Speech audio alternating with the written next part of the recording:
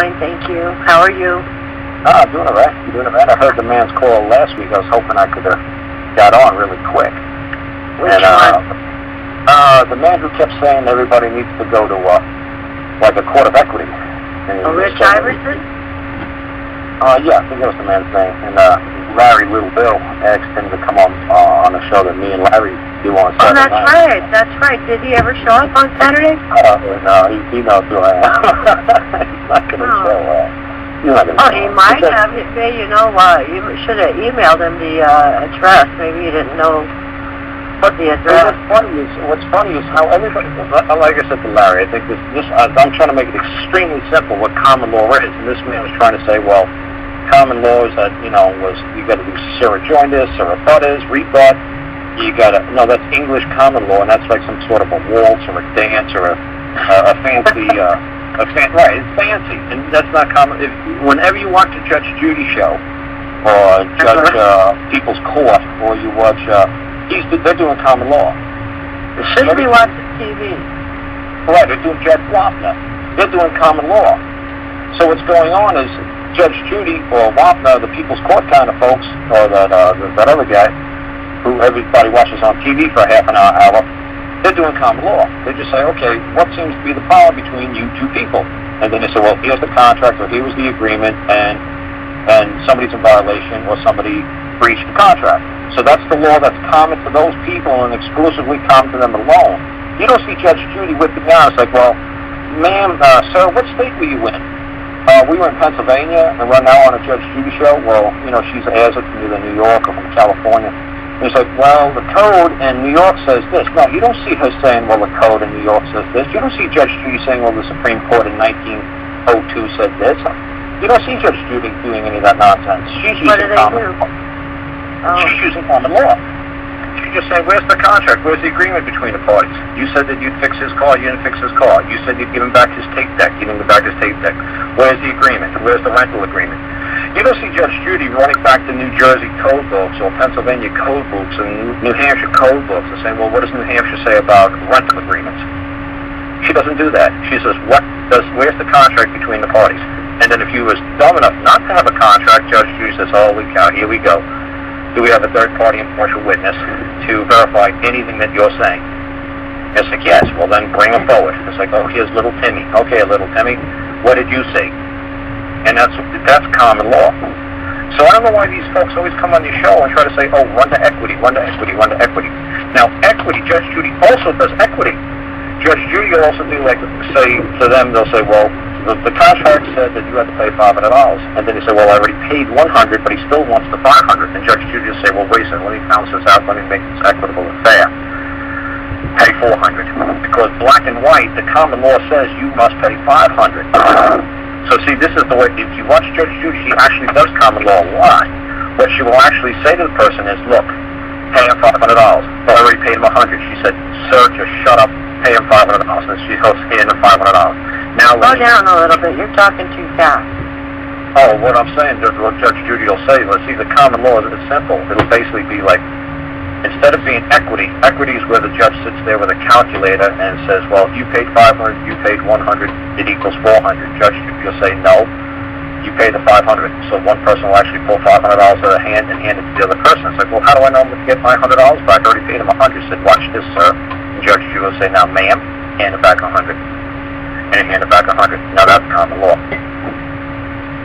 So they do common law on TV, but not in real life? Is that what you're saying? They do it in real life all the time. Every time that's small claims court. What you consider small claims court is common law. Yeah. When you go to small claims court, you're not using Bob versus Jones to 1997. You're not using Hale versus Hinkle. You're not using the Constitution. You're going to small claims court. There's no difference between saying small claims court and big claims court. There's no difference. Just put another 0 to after it. You're still acting in common law. You still don't need citations. You still don't need statutes. You still don't need to know Hale versus Hinkle. You still don't need to know who won in Hale versus Hinkle. You don't need to know who's the dissenting opinion. You don't need to know any of that. Instead of making a small claim, now you just put a couple of zeros and now it's a big claim. Big deal. It's still common law.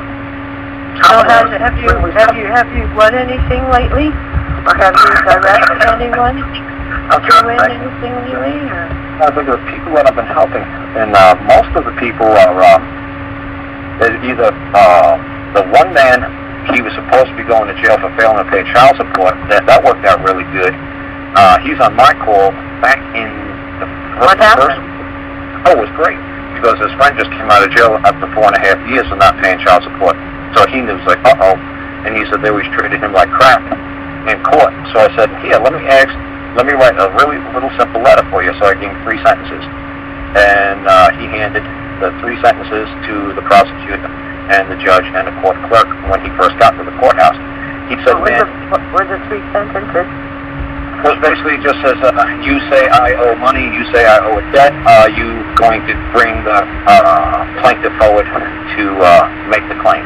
There's 3 little sentences, and then the judge just said, before the trial, it was funny, he was going in at 9 o'clock, so he handed the paperwork like 2 minutes before 9 o'clock. He said he usually sits out in the lobby for hours and waits, all the attorneys and everybody goes first. They said, man, they brought him and his ex-wife in that courtroom so fast it was scary. And they said the judge, oh yeah, he said the judge said, he read the 3 sentences, he says, ooh, strike 1, ooh, strike 2, ooh, strike 3, oh, this is good, this is really good, this guy's a player, oh, this guy knows. He's like, oh, I haven't seen something like this since old man Bob came back here about 20 years ago. He looked at the prosecutor, he said, you remember Bob? Yeah, remember when he did this nonsense? Like 20, oh, this is good, this is really good. Really? So fun. Oh yeah, so he asked the prosecutor, would you like to move? And the prosecutor says, no, I'm going to ask for a 30-day stay because I've just been handed some very important paperwork and I would like to go over this before I answer it. So they said the younger prosecutor, the man told me, said to the older prosecutor, he said, are you going to, he whispered to him, he's like, are you going to have to answer these 3 questions? And the older man said, we will soon find out. So what again were the 3 sentences? Only go slow? The 3 sentences was basically something very simple. It's like, you say I owe a debt. So the word you say I owe debt. You know, so it was very simple. It sounds like it's almost retarded the way I structured it. Is you say I owe debt. That's good though, because some of these people are pretty brain dead. Right, but the judge said this is like perfect. There's no extra words in there. There's no adjectives, nothing. And then the way I did the word you, I italicized the word you.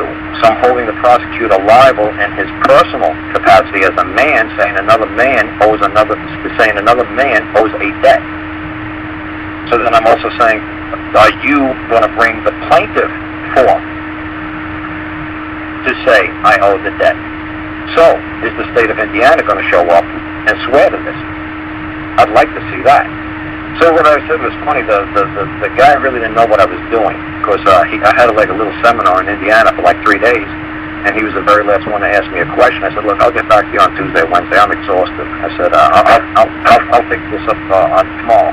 And he never showed up, because what I told him to do, he said, well, I asked you about child support payments, and I asked you what should I do. I said, pay your damn debts. Pay every damn thing you owe. I said, I'm not teaching anybody how to get out of a damn thing. So then he didn't come back Tuesday, Wednesday, he said, because he said you made me feel like I was no good or a deadbeat dad. I said, no, I didn't say that. I said, tell them. You're such a way with words, don't you? Right. I'm so smooth. I said, but what we said what we did put into the court, we said he can pay $30 down on, whatever amount of money he owed, well over like 5 years worth of back child support. So I said, look, under best faith, he under good faith and best effort, the best I could do is $30 a month. I hope the court will accept this as payment to the debt due. And they accepted it. So now he's only paying $30 a month. Okay, wait a minute. So this guy was in jail for 4 years? No, his friend had just gotten out of jail for 4.5 years for not paying child support.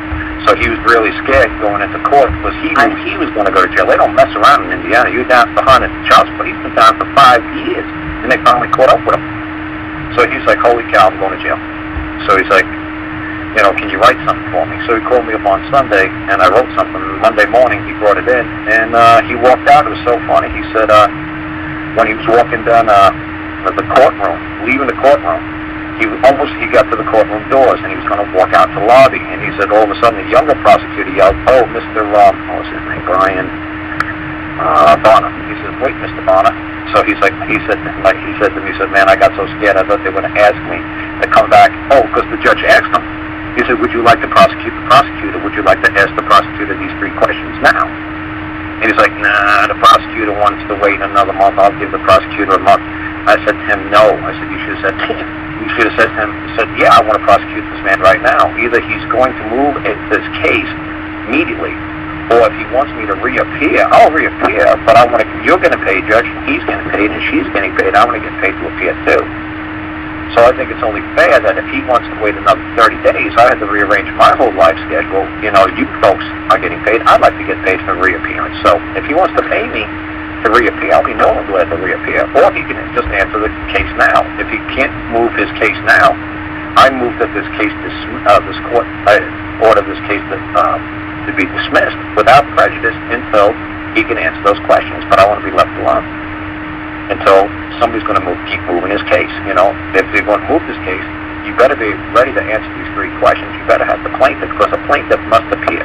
Because that's an ancient law, and that's why I tell people all the time, every single person can get on the internet right now who's listening to your show and just do quote-unquote, plaintiff must appear. And it'll pop up millions of times. But if you say defendant must appear, no, it doesn't. It doesn't appear. But the plaintiff must appear. Anytime you're moving a case against somebody, anytime you're saying somebody's done wrong, you have to appear in court and point across that room and say he did wrong. So the state of Indiana is going to have to come forward and point across that room and say he did wrong. And that's never going to happen. Look at the O.J. Simpson case. How many times did Marshall Clark say County of L.A. believes O.J. Simpson did wrong, believes O.J. Simpson killed his wife, and we got all this evidence, all this proof. Nobody cared what the County of L.A. had to say. Did Marshall Clark have somebody in that room who was going to point across and say, I witnessed him do this? And she never had it. So the case fell. You know, the case had no standing from the beginning. I know, like I said, except if he was a very rich man and his lawyers were going to take him for every dime he had, they could have just walked into the court immediately at a preliminary trial, a preliminary hearing, and just said, wait a second, there's 4 elements: motive, the victim, the body, the victim of the body, the motive, the murder weapon, and a third-party impartial witness. Now you have no murder weapon, and you have no third-party impartial witness. So, how are you going to prosecute this guy? How are you going to get a conviction? You're missing 2 out of the 4 elements. So it's the same thing when he went to court, when he was being prosecuted, this guy in Indiana. And it was the same thing that happened in Indiana too. There was a mom who had a large hospital debt for her daughter's medical bills, and they were treating her like dirt every time she was going to court. So said the little lady, how much is the most you could afford? And she said $5 a month. So I said, okay, fine. So I'm looking at nice little things, those 3 little sentence things, and that little thing at the end where it says, I can pay $5 down. She said the judge treated her great, and she said the hospital attorneys treated her great. They said they didn't make fun of her. They didn't treat her like dirt like they used to treat her. They said, you know what? Is that the best you could do under, best effort, under good faith? That's the best you could do? That's the best you could do? That's all we could ask. And she was like, wow. She said, that was, like, easy. I was like, yeah, it's easy. It's called writing a freaking letter. There's no reason to go to court. There's no reason why you can't put this in a letter to them way prior to going into a courtroom. There's no reason to wait for the very last day to ask somebody like me, can you write me something? Look, why didn't you just write it to them? A month ago, a year ago. Why are you fooling around? And that's why I like that Larry guy who's on my show, because he's ex-postal worker. So he understands the power in writing letters. And it's a lost art, amongst younger people. They don't understand how easy it is to have all these problems go away if you would just start writing letters back and forth to each other, to these corporations. There's nothing they can do. As long as you're trying to settle a matter on a private side administratively, there's nothing they can do. They can't bring you into court. As long as you're moving in your best effort, you prove your best effort, good faith. And that's it. That's how they want you to move. They said, look, I'm giving you my word. This is my best effort. I'm giving you my best effort. This is under good faith. And they have to accept it. And like I said to the man, when now he's doing a $30 a month child support thing, I said, but make sure you do the $30 check, plus give him another check for $1.27, $3.16, an extra $50.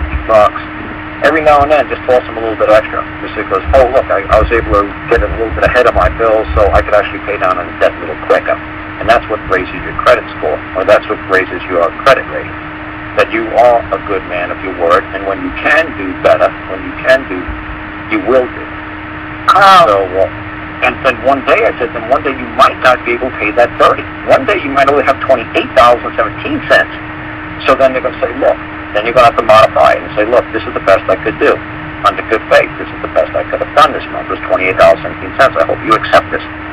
Because they'll see your previous status and the previous way you rolled was when you could find a couple extra bucks here and there, you did it. Someone's asking, Trustor is asking in the chat, how do you act in the private administratively? I have no idea what that means. Maybe you can clarify it.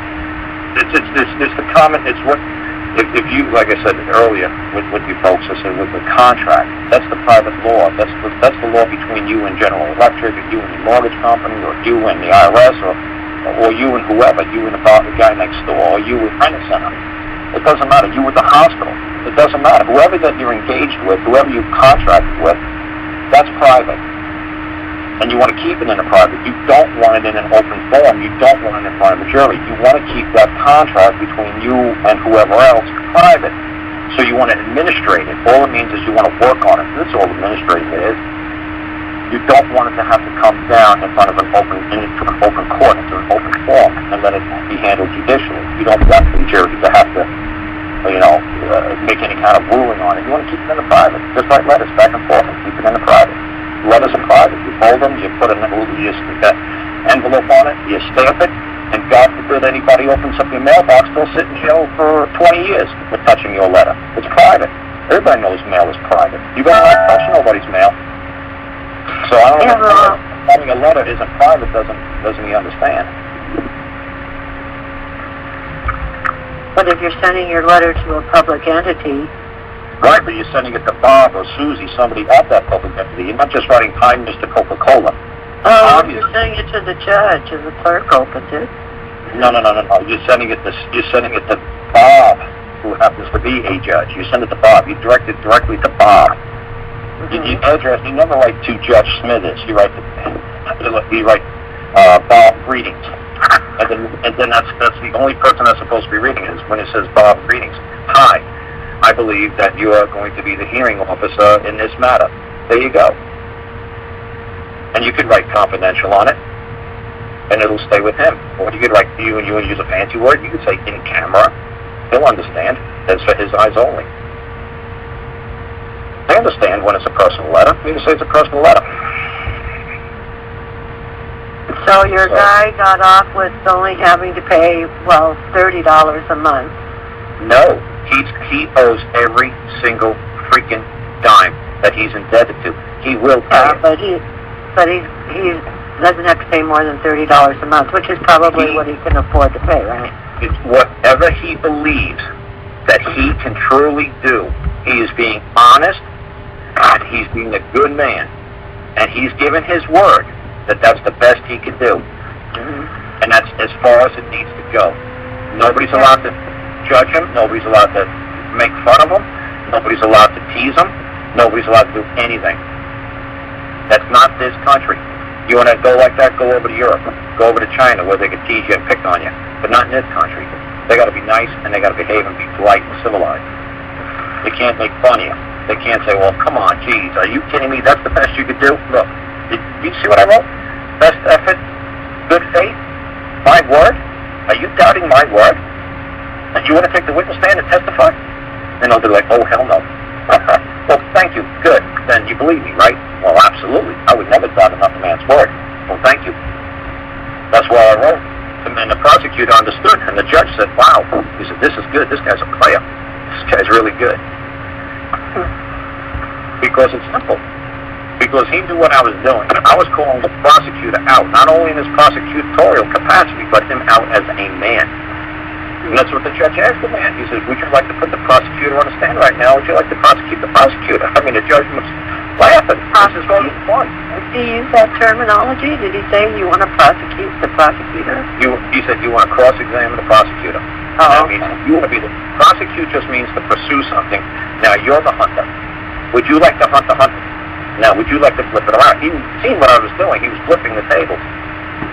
Instead of being a defendant where you just curl up in a ball, take an ass whooping, you actually get to fight back. It's like, wow, would you like to cross-examine your accuser?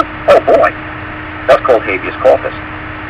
Habeas corpus doesn't mean get somebody's body out of a courthouse into another courthouse. It means to take him out of, like, say, a holding cell like Guantanamo Bay or a dungeon and bring him forth before the judge, accuse him in front of his peers, lay the charges out in front of the court, and let the jury decide. That's habeas corpus. Not that you guys get habeas corpus so backwards and convoluted, it's scary. Because the whole habeas corpus is, you get the right to accuse, if somebody's accusing you, you get the right to cross-examine him in open court. That's part of the habeas corpus. That's partial. That's not the whole habeas corpus, but that's part of it. You have the right to know what you're being accused of. You have the right to come out within a reasonable amount of time, like 20, 21 days, and have your accuser lay the claim in front of a trial by jury. That's all this habeas corpus nonsense is. Who's accusing me? Now I'm going to have the right to cross-examine you. Correct, Mr. Prosecutor, for the state of Indiana? You're going to take the stand and you're going to verify that that claim is true? They'll be like, hell no. I didn't think so. It's that simple. Habeas corpus is backwards. I listened to some guy do a habeas corpus show for like 2-3 hours. It was completely backwards. He's saying, oh, well, you write to the judge and you have the defendant taken out of federal court and brought over here to some common law court or court of Yahweh or court of Jesus or a court of something. It's like, no, that's ridiculous. You just let him come before trial by jury.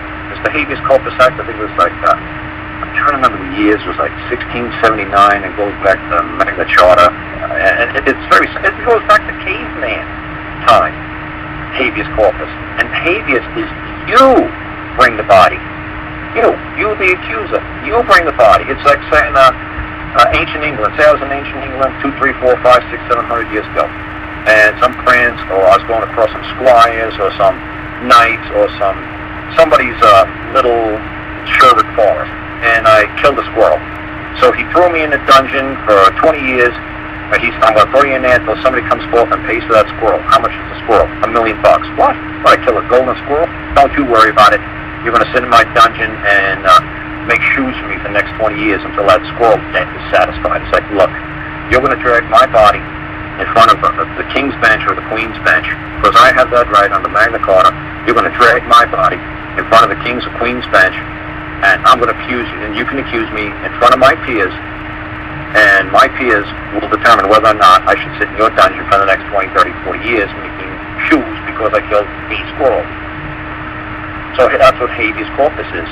The accuser, you bring the body out of your dungeon and bring it before the king's or the queen's bench.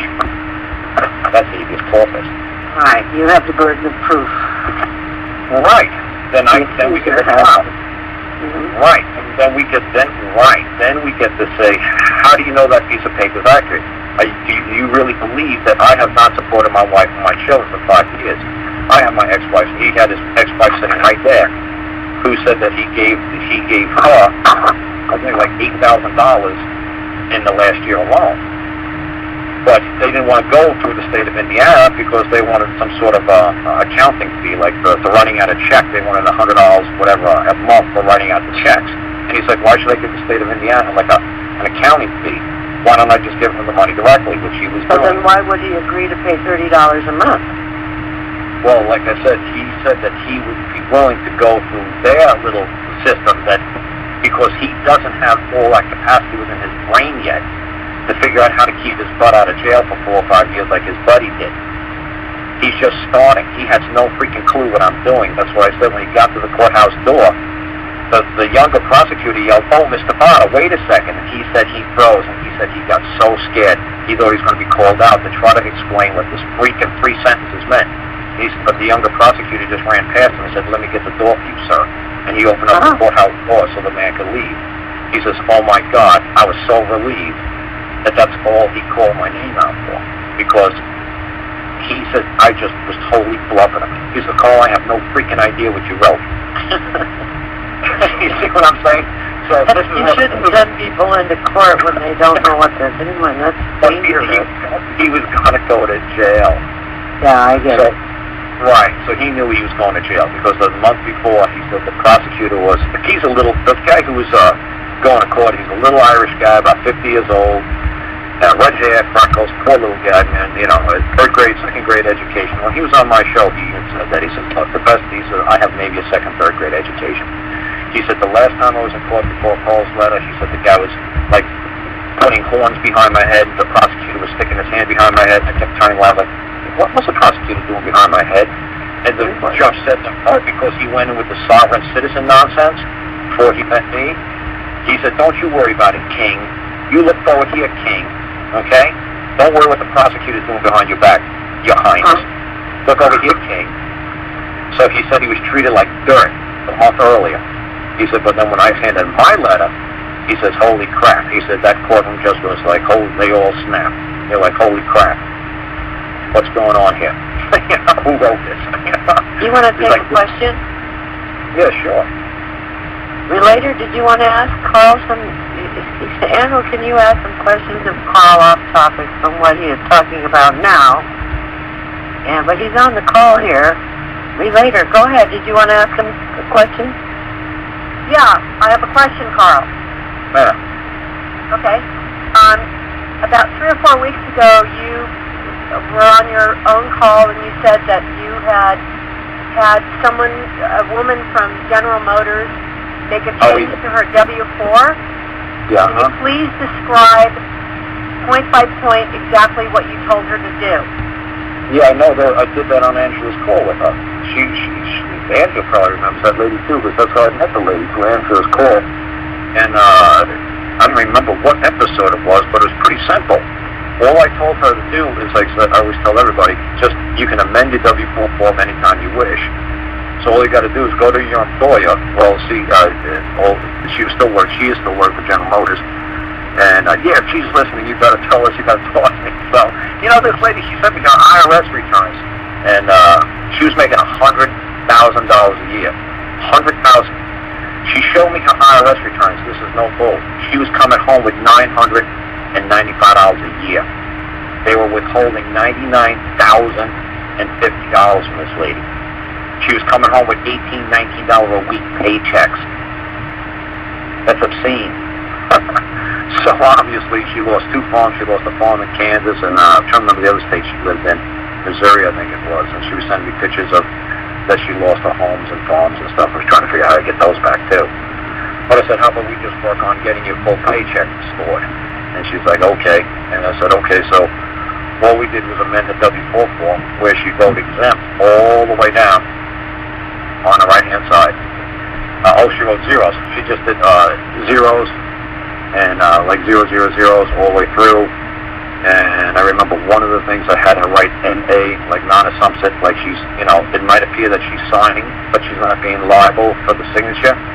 So she did write like N.A. and then her name. And then on the bottom it says, if you believe, that's exactly what it says on these W-4 forms, which makes me laugh, because you guys could Google it. It says, if you believe you are exempt, write exempt.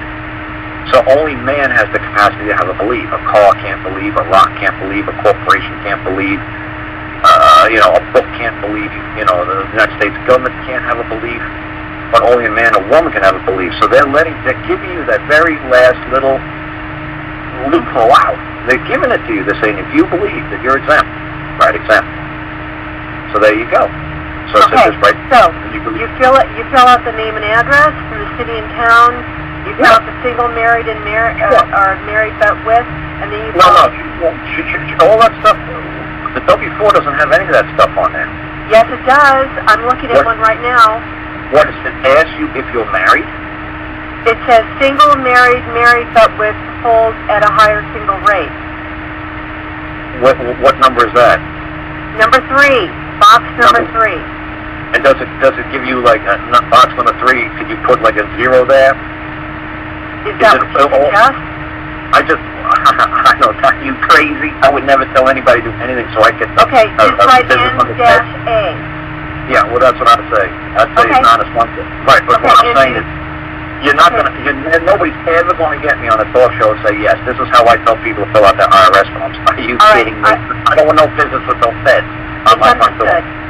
Thank you. And as far as the signature, you have to sign it and date it, correct? This is what I told people, this is what my mom told me years ago, and this is how I did it. And what I always did is I had the original copy I always kept in my wallet. And I always would highlight it in yellow with the word said exempt, and I put it in my pocket. And then I'd copy exactly what I wrote, and I'd give them the copy, and it said copy across it. So there was no doubt about it that they knew I was holding the original instrument. There was no doubt about it. Because this is a copy. So they must know that the original must be out there somewhere. So don't think you're going to say, well, we lost it, or that's not what it said. Oh, really? You don't think I got the original in a nice, safe place? You better believe I do. So like I said, when the IRS, they tried to do that nonsense to me when I lived out in Vegas, my company was working through this huge check cashing place, a huge check service company down on the south part of Vegas by the airport. So I was in Phoenix, and the first 3 paychecks, I was like $600 short. I said, whoa, whoa, whoa. Took $200 a week out of my paycheck. And it's like, oh, well, we have a check cash processing company that does this. I said, oh, really? I said, I know I got the original in my back pocket. I wrote exempt. They said, well, you're going to have to go find out why they're doing what they're doing. I said, not a problem. I said, where are these folks located? And they told me where they were. So when I talked to the lady, the receptionist, I said, ma'am, who's the person who does the accounting or bookkeeping? She said, what, you got a problem? I said, yeah, see my check right there? Yeah, I'm like $600 short. I said, who's got my money? She said, what do you mean, who's got my money? Who's got my money? I said, that's my credits. That's my money. That belongs on my... Who took those numbers off of mine and put them someplace else? They're supposed to go directly to me. Don't touch my money. And she said, well, let me get the guy up here. So she called the guy up here, and the guy came forward. And the man said to me, what seems to be the problem? I said, where's my money? I was like, what? I said, I work for X amount of hours. I'm supposed to get X amount of dollars. I'm $600 short. They said, you're the one who writes out the check. Put that $600 back on my check. And they were like, well, what do you mean? It's like, look. And he goes, oh, we took out federal taxes. I said, oh, you took out federal taxes. Okay, Bob, you took out my money. Bob, you took my money. My name's Karl. I want my money back on there, Bob. I want it now. He said, well, everybody pays taxes. I said, sir, do you see this says exempt? I believe I'm exempt. What makes you believe that I'm not exempt? He said, well, I'll report it to the IRS. I said, okay, hang on a second, Bob. So I whipped open our wall and I threw out a business card that said IRS investigator, and it said Patricia Garner on it. I said, call that IRS investigator and ask her if I'm exempt. He said, who? And I said, oh, by the way, Bob, tell my mom I apologize. I haven't called in about a year. Tell her I'm real busy, but tell her I'll call her when I get a chance. He said, that's your mom? I said, yeah, that's my mom. She works for the IRS. She's an investigator for them. You want to call her up and ask her if her son is exempt? And she'll tell you, oh, I told him everything he knows. He's exempt, believe me. He's like, I said, so, Bob, you going to give me my $600 now or what? You want me to call up the sheriff? You want to get the sheriff down here? You want to get arrested for taking my money, Bob? He said, I'll have it in your next check. I said, you better. I'll be back. Aren't you worried you're going to get your mom in hot water by saying that? No, because my mom wasn't lying. She was telling the truth.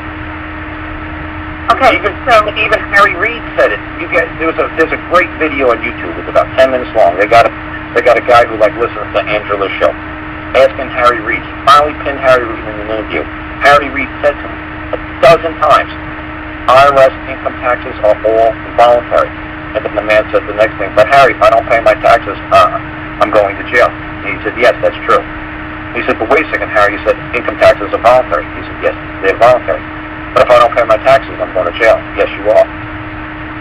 And it makes no sense to anybody but my mom and somebody like me, people like Harry Reid, who actually knows the law. It's all voluntary. But when you don't pay your taxes, you're going to go to jail. That's right. Because there's a difference between you don't pay your taxes and I don't pay my taxes.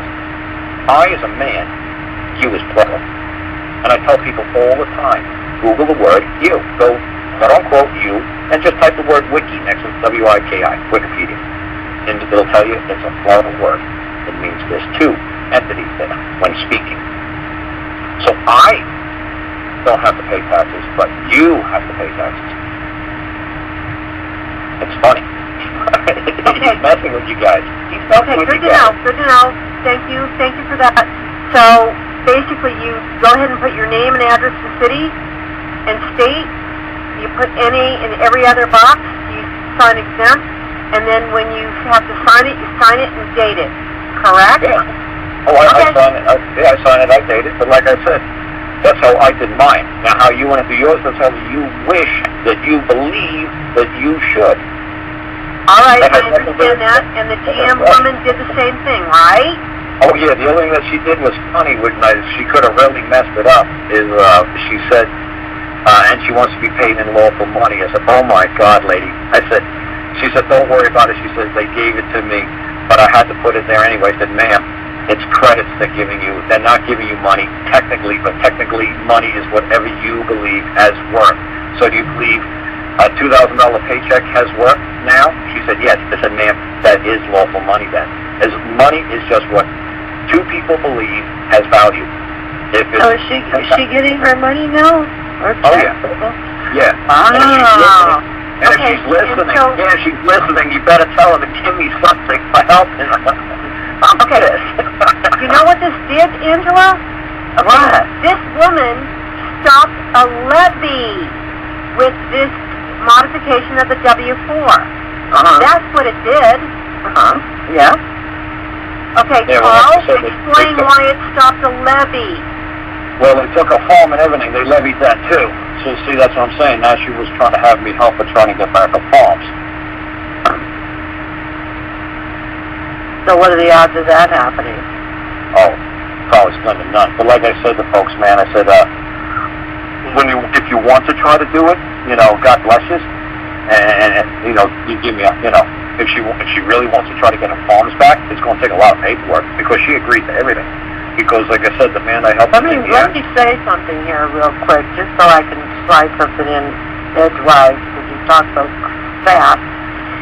When you fill out one of those forms, you should know who you are in the grand scheme of things before you do that. Oh, absolutely. Only you can determine whether you're exempt or liable.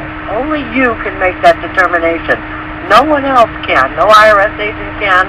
They may pretend like they can and act like they can, and if you don't dispute it, they will. Well, but only you can, right. determine your status in the grand scheme of things. So you got to understand that. Some man got on your show about a week after I got on your show, way back in January, and he says, Karl kept using this word "you" like a broken record on your show, Ange, and I did some studying. And you look back in Angela's show back in I think first or second week in January. It says whatever the man's name is, and all he did was talk about the word "you." He did a great job, but I could do it in 10 minutes. This guy was doing it for 2 hours, and then he started going down in some metaphysical land, and I don't play that game. I deal with 3-dimension. I don't go in the 4th dimension. I stick with black and white, 2 dimensions, 3 dimensions. No, that wasn't Santos Bonacci, was it? I don't remember who it was, but he was pretty good. But like I said, he starts going off on this metaphysics stuff, and I'm not from California, so I don't go there. So I just play very simple. 2 seconds, I'm done. Are you talking about plural me? You as me in the capacity of a man, as the bondholder, as the surety of the fictional entity known as Karl Lentz? Is that the you that you're referring to? But like I said, as soon as you folks realize that they're used plural, and this poor man in Indiana, I don't know if he's on your call right now, his name is Greg. And I told him to get on your show, and he'll tell you, he was on if you're listening, Greg, you got to hit *8. That's how you get on these calls, and you ask Angela questions and ask me questions. He'll tell you, when I went down there to his, when we went down and meet the feds, his attorneys down there in Evansville at the courthouse, I kept saying to him, this is all based on a confession. A conviction and confession is the same thing. I said, a jury attaints you, they strip you of your rights. They detain you like society turns their back on you. At 0 or 12, you're attainted. You're no longer welcome in society. You lose your right to the gun, to vote, all kinds of stuff. I said, but the conviction is a confession. That's what I said to the angel a long time ago. I said, when you watch those old Perry Mason shows, Perry Mason would start to really drill a guy in the witness box, and all of a sudden he'd just say, okay, I confess. He's self-convicting himself. He's convicting himself through the confession. That way, the court goes more lenient on you when you confess, or compared to when the jury comes down And when the jury renders its verdict against you, and if you didn't confess, you are going to lose everything. But when you confess, it's like almost like a Catholic thing. They're supposed to go easy on you. So IRS is all based on a confession. There's like 6 different ways to describe money that is sitting in your bank account. One way could be income. So it's so funny when I drove this poor guy around for like 3 days straight. We drove like 700 miles in this rental SUV thing that I took out. And I just drove this man all over Indiana to talk to him. I wanted to get away from his wife and his kids. I think he's on here. It says South Indiana. Do you want me to unmute him? Yeah, unmute him. Is that you? South Indiana? Yeah, I mean. Hi. Go ahead, Greg. Tell me a little bit what happened. Well, basically, she didn't. This public defender that works for the, they work for the federal prosecutor. Actually, not you. She got real anxious when Karl walked in with me, and then we talked to her a few minutes, and she done a 180, and then she was thankful that Karl was there, because she formerly was used to me talking another way, let's put it. Yeah, free man of Montana style. Not so much that, but quoting their codes and quoting all their stuff, and using the Rod class tactic, which works for Rod fine, but most people could not pull it off. I'm not sure he can yet. I'm hoping. I don't want to see anybody get in trouble who's fighting for the right cause, but You're getting a little muffled out there, South Indiana. You want to get closer to your mic, maybe? I'll take it off the speaker. Yeah, that would be good. Did you hear what I said, or did I need to repeat any of it? No, we heard you, but it was a little muffled. Okay.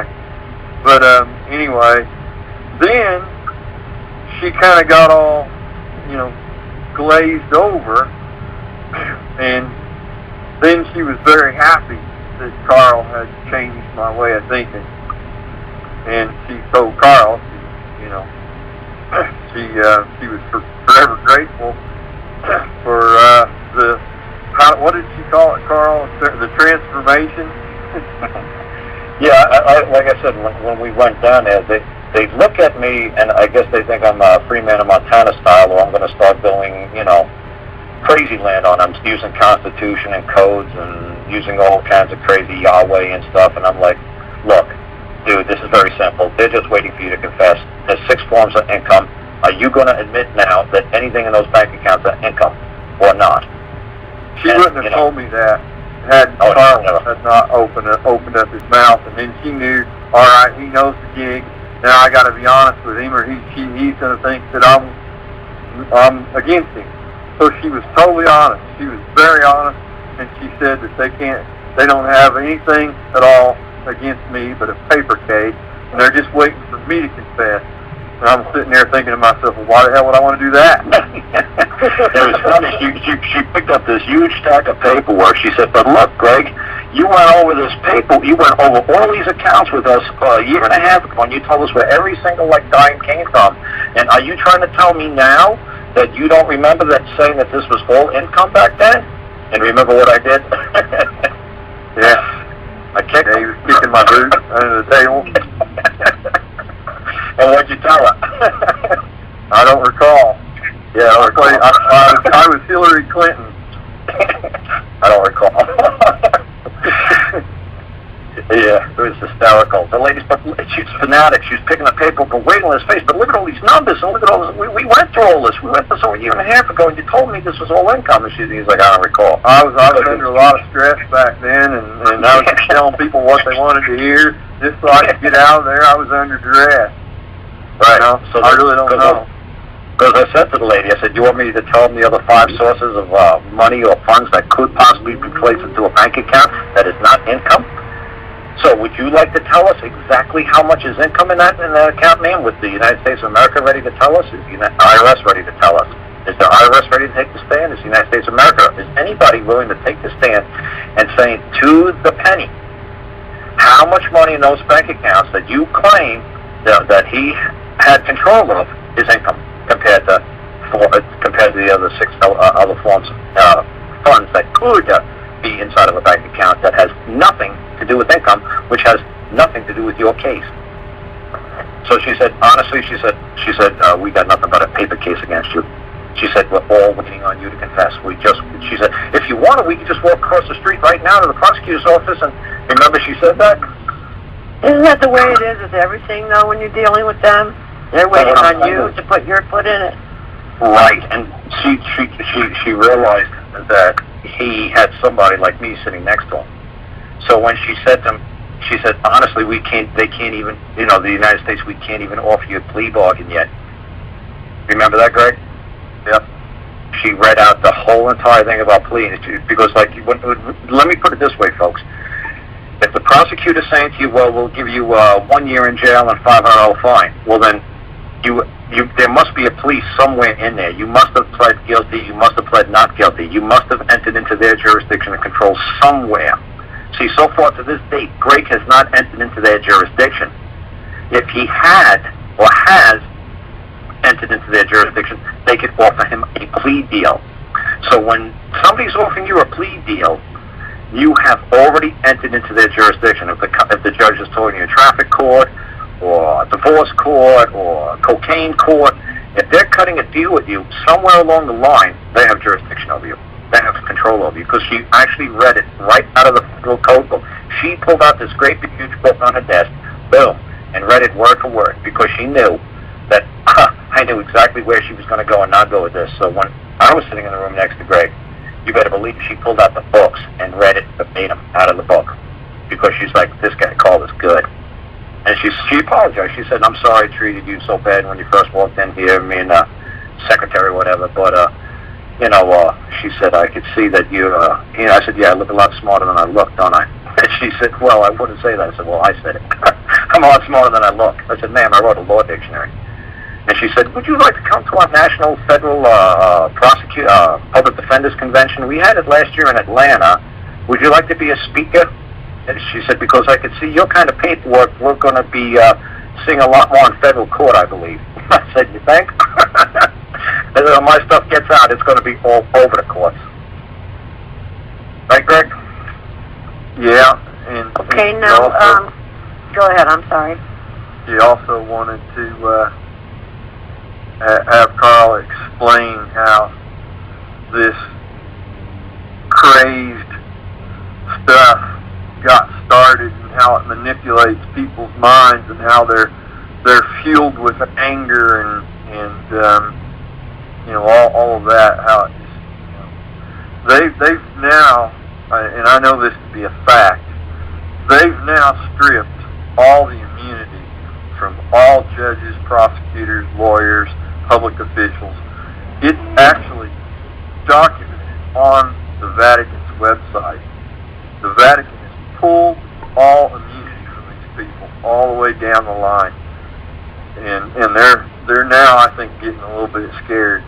Yeah, but remember what I said, Greg, that I try not to deal with what somebody else is doing, because we don't even know if the Vatican even exists. We've never met the Pope. We've never been to Rome. It might right. We only concern ourselves with what is under our control as a man or a woman. So, like I said, this lady realized that I made this guy incredibly angry. He was incredibly bitter. He was incredibly, into all this, the Pope, all this code stuff. And she's like, wow, you turned this guy completely around, and you totally mellowed this guy out.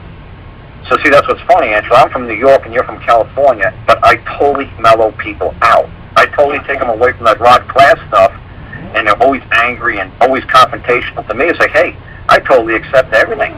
And you're just going to have to come forward and testify to that.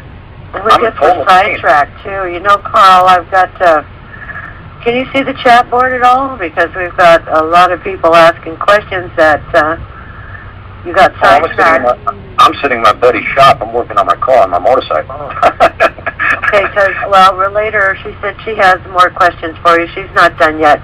We have someone else with their hand up yet in Illinois. And Lynn B, wait, let me finish. Okay. And Lynn B is on here wanting you to get back to filling out the form, she wanted a little more detail, if you wouldn't mind, like, you know, and also someone asked, you know, what do you put on the form, I guess, A through H or whatever?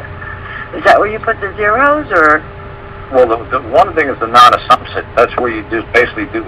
See, everybody thinks it means non-applicable. And non-assumption. Someone said here for that you put that in front of your signature or something. Yeah, because that just means even though it appears that there's a signature on there, I'm not holding myself liable for the signature. It's like the attorneys write the word by, B-Y. Okay, so is that the only place you put N-A?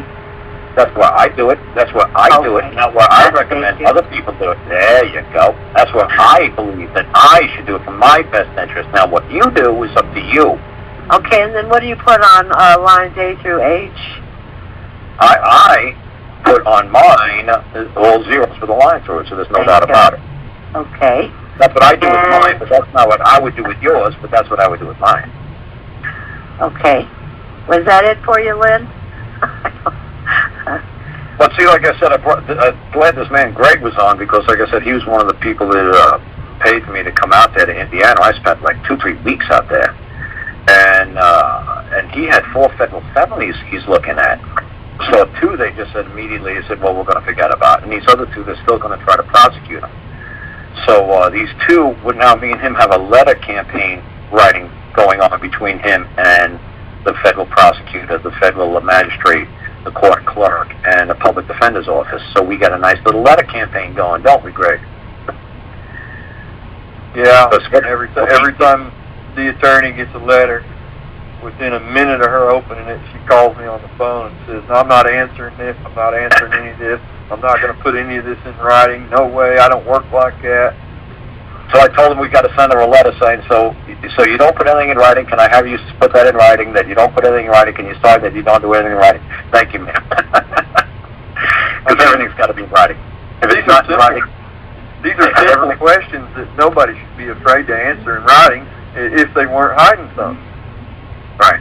Because we just asked him a very simple question, because he has an ankle shackle on his leg. Oh, God. Yeah, so he's got that kind of nonsense going on. So she said they are not going to take it off. So I said, oh, lovely. Well, who is this they? Who's this magical unicorn they? I always wondered who they was. Who's this they? You know, so we wrote a nice little letter to her asking, like how I explained to everybody what the word I means, what the word you means, and what the word they means. So I said to the lady, can you please, well, I wrote it for him, and then obviously he mails it off. But can you please explain who's this they? Who's they that won't take this off? Who is they who won't remove their property from my property? Who is this they who are holding themselves liable for harming my property? For accessing, because now it's called a constructive trespass, right, Greg? Yep. What's a constructive trespass?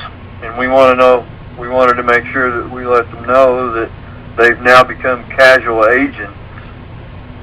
Well, what's a constructive trespass? What's a constructive trespass? Do you remember? Sure. It's when you invited something in and then you decided it's no longer good for you and you want it gone. And what did you invite into your life, onto your property? Now you wish you didn't. Obviously, this freaking monitor. I mean, this man stood up and told the judge that I was a danger to the United States, and that I was told the judge I was a drug addict and that I was a anti-government, antisocial nutball. Basically, told the judge I was crazy. They pulled the shotgun. Tell about the shotgun. What do you mean? Oh, when they pulled the shotgun on you. Oh, it was more than a shotgun. They had fully automatic weapons in my face, and this one guy, he drew the bolt back, put a shell in the chamber, and put it to my head. Yeah, this is for IRS. Isn't that nice? This is for IRS. This is for money. This is for green pieces of paper. This is insane. Yeah, this was the U.S. Marshals that did this to me. For money. This is silly. He didn't kill nobody. He's not charged with harming anybody. Yeah, that's a whole nother talk show, you know? Yeah. Put a uniform and a badge on someone and it changes them. What? I was born and raised in the church. My kids were born and raised in the church. I've never done drugs. Karl can tell you I don't even drink. I haven't. I mean, I'm nothing what this man told this judge that I was. Yeah, they lie. So what else? Yeah, he just builds old Trans Ams. That's all he's a good old Indiana guy. And he just builds Trans Ams, and he's got a website, and that's all he does. Relator is mentioning here that when ready, I am prepared to ask my additional questions. So, shall we get back to her real quick? Well, we were just letting. It worked out great with this, Greg, because you asked me earlier, what have you been up to lately, Karl? Yeah, well, I don't want him to leave or anything. We've got other people that are asking questions too. Just try to squeeze it all in if we can. Oh yeah, I think he did really good. I think Greg got his story out. Like I said, they chambered around. They pointed at his head for money. This is insane. Yeah, it makes no sense why they're doing this for money. And like I said, the big thing that we were trying to work with is who's the they who's going to not take their property off of his property. Is the they the United States government? Is the property? Is this they the U.S. Marshals? Is the they the prosecutor? Is the they the court? Is the they the IRS? Who is the they that will not remove this ankle bracelet from my property? That's right. I agree. We're working on simple questions, one at a time. So it's a letter campaign. So it's so funny. They wanted to prosecute him. They wanted to trial like at the end of the month, and they said after they met me, they were like, we're probably going to have to wait until sometime next year to have this trial. You see, now they realize, holy cow, this isn't going to be easy. That's like I conditionally accept whatever you have to say upon proof. Yeah. Give me the proof. Well, verified. You need verifiable proof. Yeah, I don't want to piece of paper. I wouldn't even conditionally accept anything upon proof. I just say, where's the proof? Yeah. Well, that's what, in essence, what you're doing. Well, the big thing so much isn't where's the proof, is where's the verifiable. Who's going to speak in an open court? Right, the valid and verified what proof. man or woman has a claim? Right, who's got the verifiable proof? Who's going to be able to, just because it's proof, because it's a piece of paper. Just because a piece of paper says this is the proof, this is all the proof I need is a piece of paper. Okay, who's going to take the stand and verify that piece of paper? I need the verifiable proof. There you go. There you go. Valid and verified. All right, relator. Go ahead. Stay on though, South Indiana, or Greg is your name? Yeah. You don't have to leave. Stay on. Go ahead, relator. Okay, yes, I have a question. So, with regard to the W-4, what is your stance with regard to if you're no longer employed and you want to change the W-4 and you want to send it to the IRS, do you think that will change anything? Now, why would you want to do that? Yeah, that makes sense. Right? It makes a lot of sense because the W-4 is the contract for withdrawal and distribution of funds, whether it's under a regular paycheck or whether it's under levy. It's the contract that's the nexus. Okay, that's if there's something that's being levied. All you said was being employed. You didn't say anything about being levied. Okay, if you are no longer employed with the company and being levied, but you're not being levied, but you're being liened and what have you, the contractual nexus is the W-4. Well, I'm saying if you're being liened, why didn't you go to the hearing? They got 21 days. As soon as you noticed of a lien being on you, why need to demand a hearing? You got 21 days. I know that, but if it's past that, then can you not change the W-4? No, because then all you're going to do is require a hearing to get the lien lifted. Why would you want to mess around with their paperwork? I wouldn't mess around with their paperwork. I'd make my own claim that this lien is an unlawful lien, and I'd move for a hearing immediately and ask them to bring any kind of verifiable proof that the lien is true and the lien should stay, or the lien should stand. Well, the lien will stand as long as the old W-4 is in place. No, it won't. Because if you try to lien me based on a piece of paper, are you going to come to court and say that that W-4 form is a true form? It's all based on confession. Ask Greg. Greg just said it to you. All that paperwork that the IRS has against them, they got a mountain of paperwork against this guy. We're talking 6-7 figures accounts. We're not talking chump change. This guy's got like all kinds of international banking nonsense going on. This guy Greg has been all over the world. They got all kinds of mountains of paperwork. They can't verify not one single scrap of paper. Not one freaking thing. They need Greg to confess. They need Greg to utter. Until he utters, unless he produces, and that's an utter produces, unless he utters, he's fine. They have no case.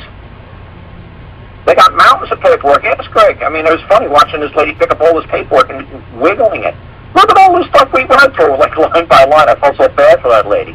Like, look at you like whipping a book out. It's like, we went through all this stupid accounts. Holy, and now you're telling me you don't recall any of this? No, he's like, he'll tell you. I don't recall. I don't recall filling out a W-4. I'll recall. Okay, so, but you understand that even after you're not employed anymore from a company and the IRS goes after you, they still go to that company and tell them, give us the W-4 that you have on file. Great. So what? Are they taking any of your property? In most cases, yes. They're leaning or levying bank accounts, houses, taking cars. Okay, let me put it this way. If you, now you believe you have a bank account, right? Don't go there. Just answer the question. Oh, no, I am going there. Because you have no control of your bank account. It's not your account. I know that. I know what it is. It's a debtor-creditor relationship. I get that. No, I didn't say that. No. I didn't say it's a debtor-creditor relationship. Okay, now wait a minute. Take a deep breath. Everybody, take a deep breath. Relax. Let's have a good discussion here, not a shouting match. Okay. Right. I don't go that silly debtor-creditor relationship. It is not your bank account. It's not your driver's license. That's correct. It is not, because you are a creditor without a lien on your bank account. Look, I can give you citations in Amdur to prove it. You are a unsecured creditor on your bank account. I get it. I've done the research. Ma'am. Okay. Ma'am, you don't have a bank account. It's not under your control 24 hours, 7 days a week. It's the bank's bank account that they allow you to access at times. I get it. It's because it's your creditor. I get it. No, it has nothing to do with creditor. Ma'am, if you and I wanted to start a bank today, forget about Bank of America, forget about charters, forget about everything. I want to start my own bank today, and you want to put money into the bank. It's my bank. It's my bank account. I will tell you what times and days you have access to that account. 9 o'clock to 5 o'clock. You could only take out so much and so little. You can only do this on certain days of the week. Well, you say, well, it's my account. Ma'am, I got total control of this. 24 hours, 7 days a week. Can we move on, please? I already know all about that. You know this. You know this, ma'am. Ma'am, you know this. I do. The other people don't. Okay, there's 100 other people who don't understand the simple, basic concept. When you want to put money into a bank that's not one of your friends who are controlling the money, or like you watched It's a Wonderful Life, like you don't have a Henry Fund or a Stewart, whatever his name was, running the bank as the bank manager, the bank president. If you're not letting your local banks control your money, if you're putting in one of these great big huge corporations and one of these international funds, and you believe that they're doing you wrong, why are you putting your money in one of these great big huge international funds if you have no control over whether you wake up in the morning, your bank account could be zero, and you know and I know there's nothing you're going to be able to do about it? Why would you want to put your money into that? She gets it. Let's move on. Thank you. Go ahead. Okay, so my question is, when you have moved on and you're no longer employed, can you put in a change of W-4 from the original W-4, send it to the IRS, and no longer become liable?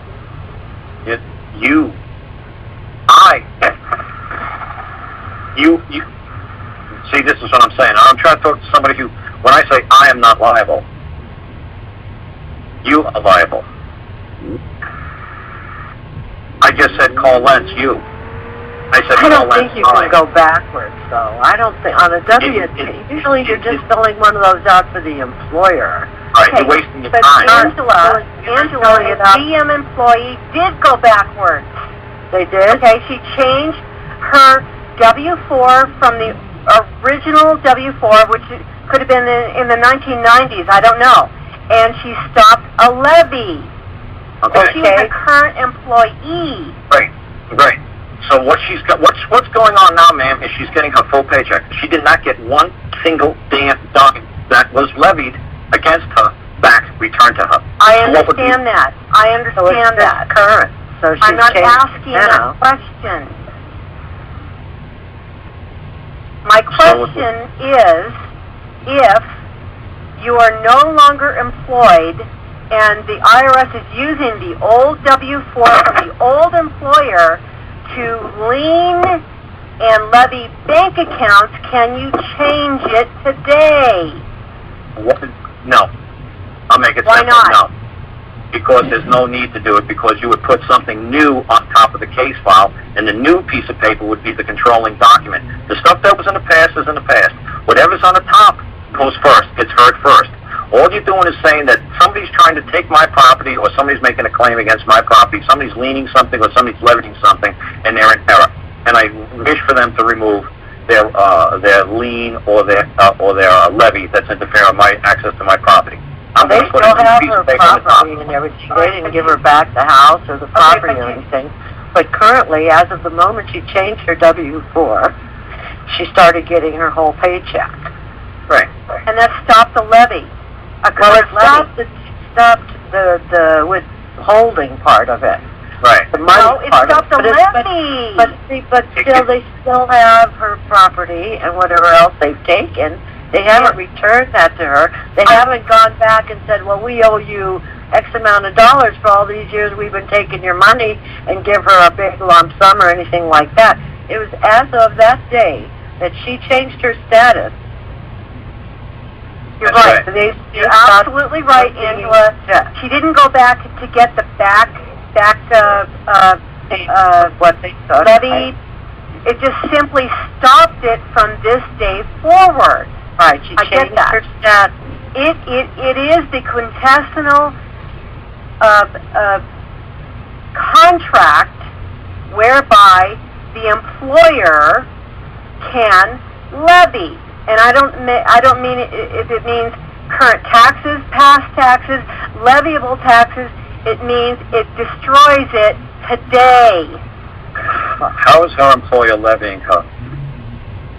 He's not anymore. I know. She changed that, right? I know. The employer can't levy you.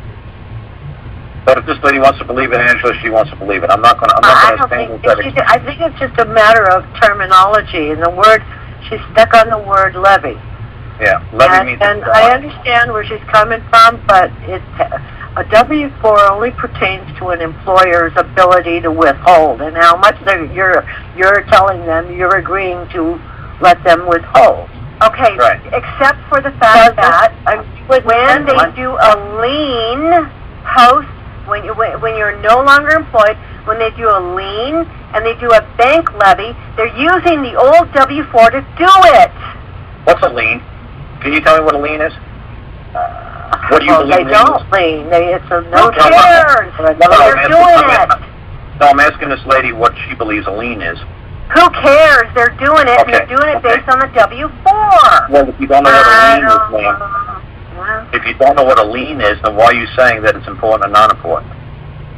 They don't They're really doing it based on the W-4. The W-4 is the contract.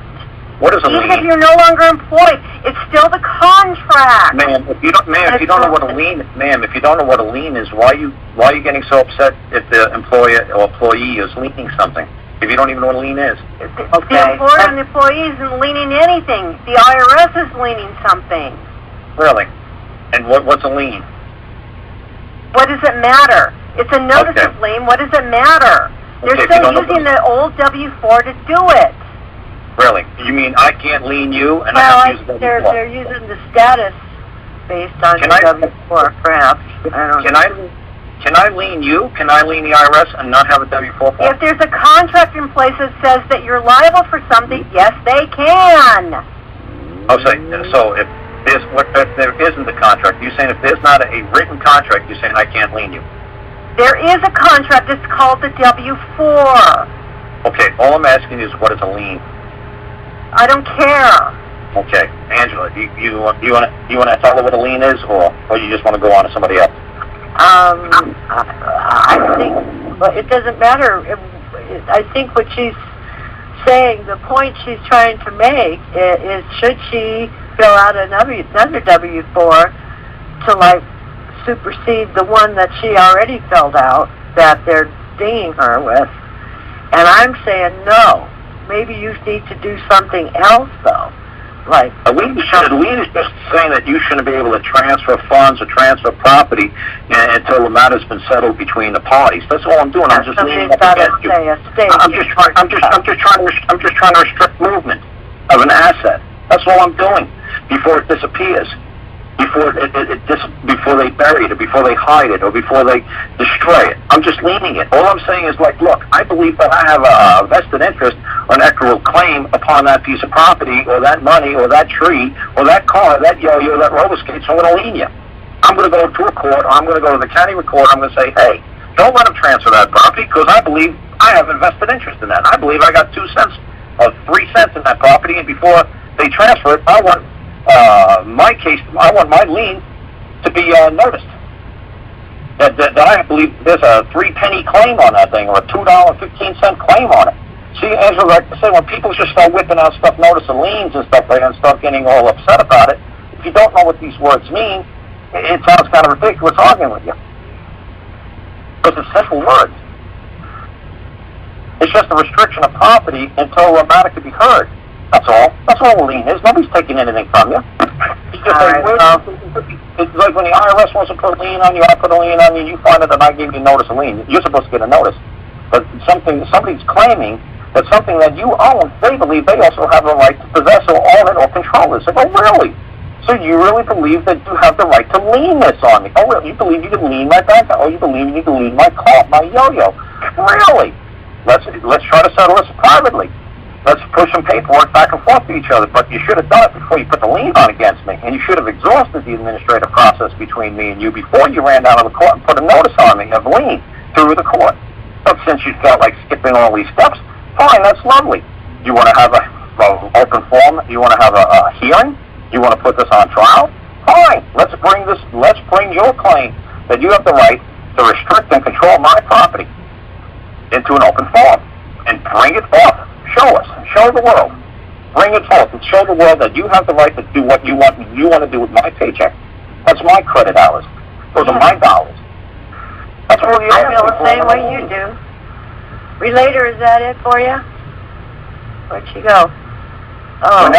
Whenever somebody leans, I don't care if the IRS liens you, I don't care if I lien you, I don't care if the man on the moon is liening you. First they have this transfer, should have, that's why a lot of people went to jail for leaning up judges, because first you're supposed to do a letter writing campaign with the judge or whoever you're going to lean up against, so you have some sort of proof that you tried to show this man that he's got control and possession of your property, and you want him to stop doing what he's doing. So you're going to say to him, please release my property to me, or a certain percentage of that property to me, or something, because I believe I have an equitable vested interest in that property. Please do it and do so immediately. And before he says, before you get to sell it or transfer it to somebody else, I want all the equity that I put into that property turned over to me immediately. And I'm going to lien it up. So if you try to transfer it, that title is not going to be a clear title. There's going to be a lien on it, and you're going to have to square it with me first before I release the lien. Or you take it before a trial, and you have a trial before a guy in a black robe, or like a Judge Judy. Or you take a free trial by Judge Judy, you'll determine whether or not something is to be liened. It's like, say, a mechanic's lien. So you go, let's do a simple mechanic's lien. If you're a woman, you go to California somewhere, they charge you $2,000 to do a transmission. You're like, oh, that's ridiculous. My brother, he's a guy, he has the same car, you only charge him $500. I think you're taking advantage of me because I'm a woman, and you want to pay me $2,000. It's like, you know what? You go lean up the mechanic shop. How do you do that? You go down to the Los Angeles County Courthouse and you say, look, here's $2,000. I'm going to pay the bill to the, like basically holding in an escrow with the judge and the court clerk. She'll hold the $2,000. You'll go down to the sheriff's department. You'll go get your car taken out of the automotive shop and say, whoa, you didn't pay this $2,000. Like, oh, yes, I did, sir. I put it in, I have it held in escrow down at the courthouse. Or then, like I said, when you do like the mechanic's lien like that, the mechanic could do that to you if you didn't go down there and put it in escrow. Like if you just said, well, I got screwed, I got ripped off, I'm going to take the car. So you sneak in the middle of the night and take the car, and then he's going to put a mechanic's lien against your title. And he's going to say, you still owe me $2,000. So you basically technically didn't steal your car, but you still owe $2,000 on it. But you thought you were going to sneak there at 2 o'clock in the morning and take the car with the extra set of keys out of his garage or out of his parking lot, and then he's going to put a mechanic's lien on your car. So that okay, but Karl, her question was, should she fill out a W-4 and change it after the fact? And your answer is no. It's a waste of time. Okay, that's it. That answered the question. Yeah. And let's move on. Okay, let's see here. Illinois, go ahead. I unmuted you. Did you have a question for our friend here, Karl? Yes. So what's up, Karl? This is Malik. Hey, Malik, I got a letter campaign writing with him and Mr. Andy, the Secretary of State, right? Yeah, I'm waiting on him to send the correspondence back via USPS. It's taking a little longer than the email that they sent me, which was the next day, but I guess I'll wait. But I went all the way back, and at first I didn't know how to go back on Angela's calls. Now I'm listening to some of the episodes with you and some of the other guys. And now I'm, getting it a little clearer, of course.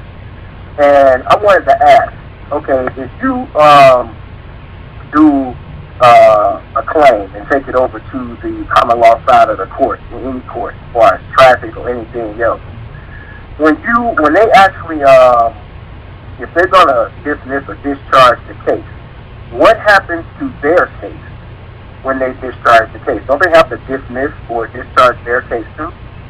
Well, no, their case could stay in perpetual. Their case could stay in perpetual limbo. You couldn't care less, and that's basically what a dismissal is. It's basically in perpetuity. It's just in limbo that it's being dismissed. It's like everybody knows.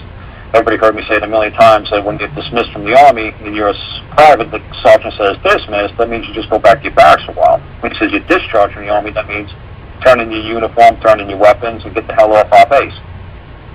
So dismiss just means you're in limbo until they charge you again, until you come back and answer to this. Until then, it's a hell of a limbo. So, like I said, a lot of folks, I'm telling you, they're not going to discharge cases anymore, because when they discharge the case, then that proves that they're charged of no merit. So if they charge you with a $50 fine or a $1 fine, you could come back and sue them for $1 million. So they're just going to dismiss it. That way the case is always like pending. The case is always out there in some state of whatever.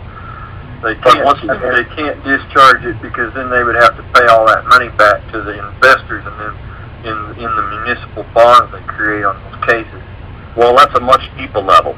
That's a much deeper level. I mean, I know Greg knows that, but what I'm saying, I'm making it very simple to Joe Normal. The reason why they don't discharge cases anymore is so, well, Greg will tell you about the bond issue, about that. I kind of studied that a little bit too, so I understand that part of it. I try to make things right. I try to make things extremely simple. That if you try to go for a discharge, you're never going to get one. Well, you're going to have to file enough, because once they do, once you can find it, like I said with the O.J. Simpson or this guy George Zimmerman down in Florida, this guy George Zimmerman should sue the state of Florida for $1 trillion. Because they ruined his good name, his good reputation, they ruined his life, they ruined everything, and the guy could say, look, I told you your case had no merit. Your case had no standing. 12-0. Nobody found me guilty. I walked out of that courthouse. I'm a free man. There is no reason why you picked on a wrong guy. You filed a false claim, and your claim caused me $1 trillion worth of damage. He should go and get $1 trillion out of the state of Florida. State of Florida should be liable. And they should pay him. Same thing with O.J. Simpson. He walked out. I mean, he was found not guilty. Hey, how would you like it if you were charged with some sort of crazy crime and they destroyed your life for 2 or 3 years? You swearing up and down that you murdered somebody because you're a black guy driving around in Chicago in a Jaguar. and then they destroy your life for 2-3 years, killing a white woman, chopping her head off, like OJ was accused of doing. And what, you don't think you should get compensation for them destroying your world? Of course you should. Yeah. So, I mean, when you make a claim against thy brother, if your claim was false, you got the death penalty. So should the state of Florida get the death penalty like they were trying to seek for him? Oh, yeah. Does that mean that everything should be wiped out? Oh, yeah. They should lose their world because they tried to destroy his world. They should have to turn their world over to him. So you got to be very careful when you accuse somebody of doing wrong. So you should be held to a really high standard. You better have an ironclad case because you're going to destroy somebody else's world. Look, like I said, this poor guy, Greg. They loaded a chamber and pointed at his head because of an IRS tax dispute. That's ridiculous. You don't chamber around in a shotgun and point it at somebody's head and say, you move a muscle, I'll blow your head off. Are we talking about green money? Is that all you say? I owe you some green money, so you're going to blow my head off? You're crazy, right? It's just green money. Did I hurt anybody? No. Then why got that gun pointed at my head? Because, like, we're the only country on the planet that puts people in jail for not paying IRS taxes, income taxes. Russia don't put you in jail. France don't put you in jail. So why is all this violence against the American people because they didn't pay an income tax? It doesn't make any sense. If you don't pay it in France or Italy or Japan or China, they just garnish it out of your paycheck. What's with throwing people in prison in this country? It makes no sense. Because nobody got hurt. You could just say it was an accounting error. So what? So you're going to throw me in jail because the decimal point was what? Well, what was your question about, Malik? Sorry about that.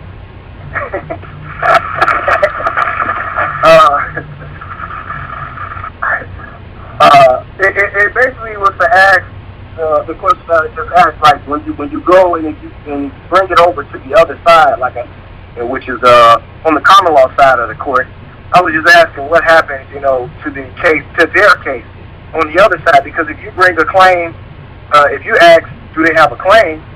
If anyone has a claim, and then you bring your monetary, if you bring your claim and it has monetary and you want money, then you are forcing them to basically dismiss their claim on the other side. Is that right? One good thing, one good thing, thank God, that they always move their cases and their claim under statutes. So in Canada, they got 6 months to pursue their case or complaint, the traffic complaint against you. Like in California, it's 2 years. So they only have 2 years to leave their case hanging in limbo under statute. But like I said, if you want to actually read something like the Judiciary Act of 1793, Clause 31, it says that a man can move his claim for all time, and his great-great-grandchildren could pick up his claim and move a man's claim. But there's a difference between a claim and a complaint. Like, right, the state always do criminal complaints against you. So, like you see on some TV shows, it's like, 7 years for bank robbery.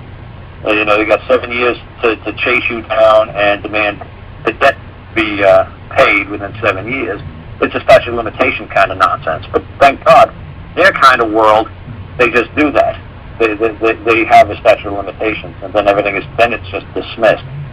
But can you move to get it discharged? Nah, I wouldn't waste my time getting the discharge.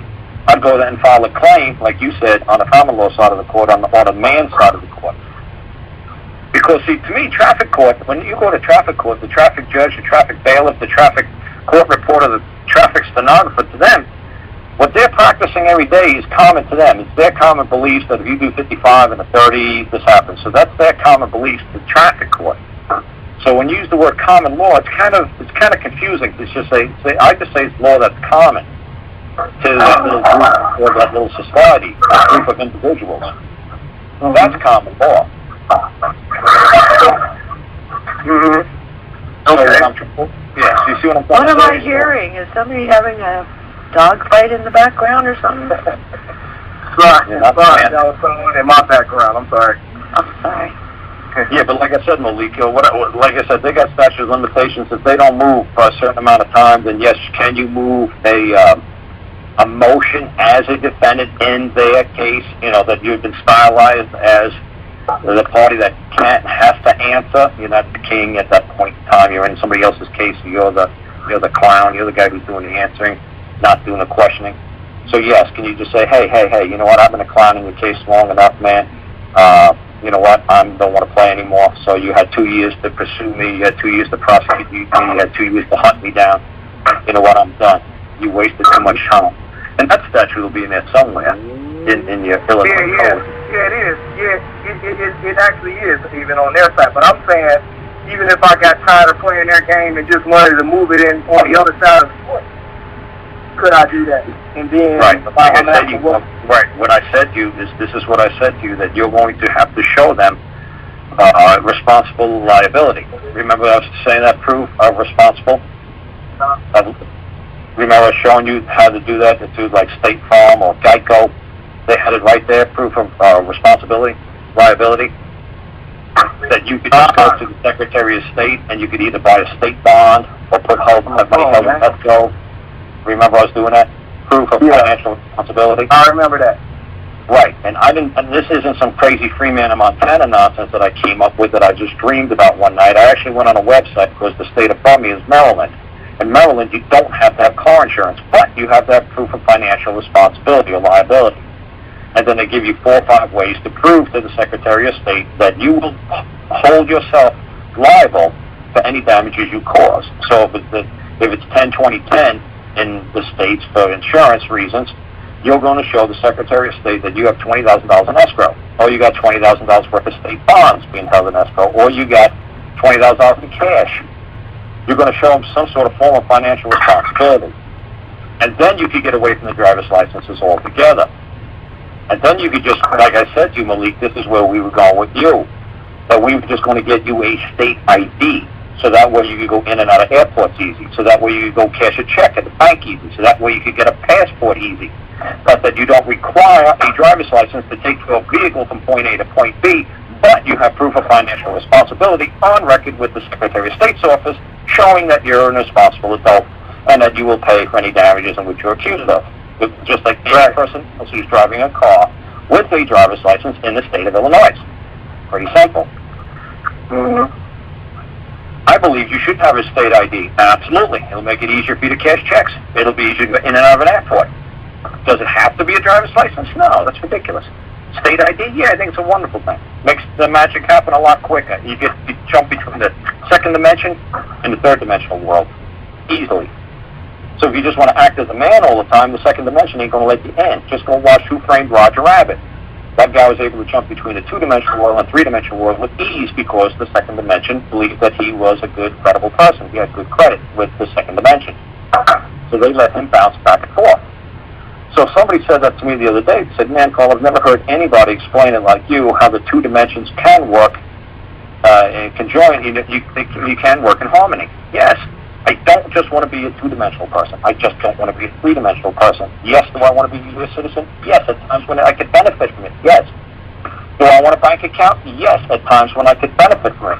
But at other times, obviously, I'm not going to stick all my money in a bank account because I know the IRS can come and seize it at any time I want, or some crazy kid in Hong Kong could grab every damn dime and make it disappear. So obviously, I'm not going to put all my eggs in one basket. Obviously, there's a happy balance somewhere between the 2-dimension and the 3rd dimension. And that's where I try to get. That's where I try to do this man Greg in Indiana. This is where I try to get him in a happy balance, because this guy in Greg in Indiana, 90% of his life was in the 2nd dimension. I was trying to get him back into the 3rd dimension, back to his wife, back to his kids, back to his business, back to his farm, back to his animals. He was neglecting the 3rd dimension because he's so freaking wrapped up in the 2nd dimension with codes and citations and the Pope and all this other crazy stuff going on that he was losing balance. And it was driving him crazy. He was literally going crazy. Little Bill wanted me to let you know he was on. I got two more questions, and then I can call you later or call you tomorrow. Because I had like a couple more. I had like 5 questions, but I'll ask you 2. Also, when you said that they have to come with a verifiable claim, right? Is it claim or complaint? Because here they do come with a verified sworn complaint, but I would imagine it's not verified. It's not verified to me. I don't do anything in the past. I don't use ED. I don't use ING. I use verifiable. It has to be verifiable, which means now in the present. I don't want to hear that it was verified 20 years ago by your great-great-grandpappy. See, I never use ED, I never use ING. When people read my stuff, like that judge did in Indiana court, he knew I was a player. He knew everything I wrote was in the present tense, just like the kings of England used to do when they went, hear ye, hear ye. And what about valid? That ends with ID. What's that? Valid? I don't use the word valid. I just say verifiable. You say valid, but it's what you believe. I'm not here to convince you anything. Well, valid and verified. That's what I would say. Verifiable. See, I always, if you go back and listen to the tapes, you'll always hear say, "Oh, Karl always says verifiable." That's right. Verifiable. I want you to be able to say it now, not yesterday, not 20 minutes ago. That's a good point. But the ED though that they use is from like, just say like I got tickets in like in my case is 3-4 years old. So right. When they say verified, they got the verified complaint from the police officer, which is their witness. That's what I said. That's great. It was verified. Now make it verifiable. At one time, that's what you believed. At one time, you used to believe in Santa Claus. At one time, you would have taken a witness stand and sworn up and down that there was a tooth fairy. You would have sworn it. There's no doubt about it in your mind. It would have happened. Now, are you ready to verify it? Now, is it verifiable? See, I bring everybody into the present tense. This is what I do with that poor guy in Indiana. I try to get him into the present, the now, the third dimension. Not the fourth dimension where we're sleeping and dreaming. It can't be a complaint, right? It has to be a claim. It has to be a verifiable claim, not a complaint. Claim. Well, you can verify you can verify your complaint. You can say my complaint is true. I can say to my wife, hey, you didn't clean the dishes. I'm complaining. Can I verify to that? Oh, you better believe I'm going to verify. It's verifiable. Right. You better believe it. Watch this, honey. I'm complaining. Okay. So, like I said, so at which point she comes back and says, you don't like it, do them yourself. That's right. Because where's your verifiable claim that I said that I would be bound to do this for the rest of my life? I don't remember it hiding anywhere. I don't recall. Okay. That's why I haven't seen her in 5 years. On the civil side of things, you were talking about that they have to, the plaintiff always has to appear. Oh, now on the plaintiff must.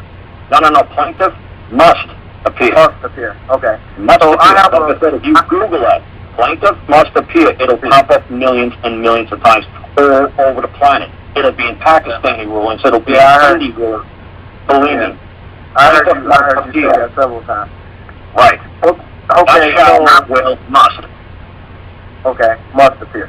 Okay, so in the case of, in my civil, and I have a civil case going on also, but I have yet to see the plaintiff. I only seen their attorney. So should I start a letter writing campaign to the actual attorney? Okay, what's he complaining about? He's complaining about I owe a debt for back rent. Remember I discussed that with you before. Yeah, we never even started with that one, have we? Right, yeah, that's what I was saying. Like I sent it to you and then you was like, well, that's fairly easy. So I guess you figured, Yeah, that's beyond easy. Yeah, that is really easy. I don't really even waste my time with that. It's so simple and scary. Yeah. But I know I had did a couple things which I know it probably don't matter if I know what's going on. I had like did a deposition and then they Just write a letter. Just write a letter and say this is my statement. I could have sworn we wrote to the Secretary of State man, Andy. He was funny, this guy. Angela, if you don't know, this is Malik. It was funny. He was writing it all official and fancy looking. And I said, no. I said, let me change this. We're going to write, hi, Andy. He said, hi, Andy. He said, what do you mean? Jesse White is the Secretary of State. We wrote to Jesse first, and then we wrote to... Oh, yeah, it was like, hi, Jesse. Oh, it's funny. Yeah, but it was funny how we were talking. I said we were getting him down on first name basis because this poor guy Malik was writing back and forth to the Secretary of State's office, I don't know, for years, months before he met me, and he was being ignored. They were never writing back to this poor guy. Right? Well, they would respond, but they would have me go through an informal hearing, which is at the DMV. And then when I got to the DMV, they would take like 6 weeks to respond to me, 6 to 8 right. weeks to respond back. But when we started writing hi Andy or hi whatever the guy's first name was, You were like, what, Karl? You mean your Honorable Secretary of State Highness or something? And I said, no. You say like, hi, Andy, or hi, Bob, or hi, Bill. You know, you show him that he's your public servant, that you don't talk to your maids or your butlers or your public servants. I was just going to say that. Who's the public servant? Right. So Malik told me, he said when he sent the letter, it was so funny. How long did it take from the response? They responded the next day via email. Mark, the senior advisor of the Secretary of State, responded the next day. And one of them, he responded that day. He says, I opened up your letter today. I am responding right now, today. That man, they respond to him like a lightning. And then how did he end the letter that you thought was funny? And I said, oh no, that's not funny. Yours truly. Yeah, yours truly. What the Attorney General is saying, that he is yours. He is your property. The Secretary of State is at Malik's disposal, at Malik's beck and call. When Malik wants the Secretary of State to perform, he is yours truly. I said, he doesn't love you, Malik. He's not saying, well, I'm truly yours, I'm yours truly. No, that's not a love thing. He's saying he truly works for you. He truly knows his position when you're talking to him. Because Malik expressly wrote that he was a man, and his name is Malik, and sometimes he operates a motorized vehicle to go from point A to point B. So we were having a lovely conversation back and forth with the Secretary of State's office, because they want this poor guy to jump through all freaking hoops. And I'm trying to say to Malik, when I say to people, know who you are, that's exactly what I mean. Know you're either a man or a woman. That's right. And you're the king of your caste, and they work for you, not the other way around. When you're in the public, you see, when you're home, it's like you see the old Ralph Cramden, I'm the king of this castle. He's right. That's what everybody knew in this whole planet. Everybody tried to come over to the United States, that when you were under your domestic authority, under your domestic control, nobody could tell you what was necessary and proper to maintain domestic tranquility. You could do whatever you want in your house, anything you want. You could contract with anybody, anything, to do anything you want under your jurisdiction, under your roof. And there's not a freaking thing. But once you step onto the public venue, you're under the domestic authority of society. And they have policy enforcement officers, cops out there who are going to enforce the public will upon you. So, you better know what society that you're walking into. When you're walking into Saudi Arabia, you better not shake somebody's hand with your left hand. You better not wave high. You better not nod your head. There's certain things when you walk into the public venue that you better act accordingly. You see what I'm saying? You know, because you're under their authority. It's their domestic authority, their domestic tranquility that they're trying to maintain and preserve. If you don't like it, go move to Gilligan's Island. Go get the hell out of Saudi Arabia. Gilligan's Island, that's cute. All right.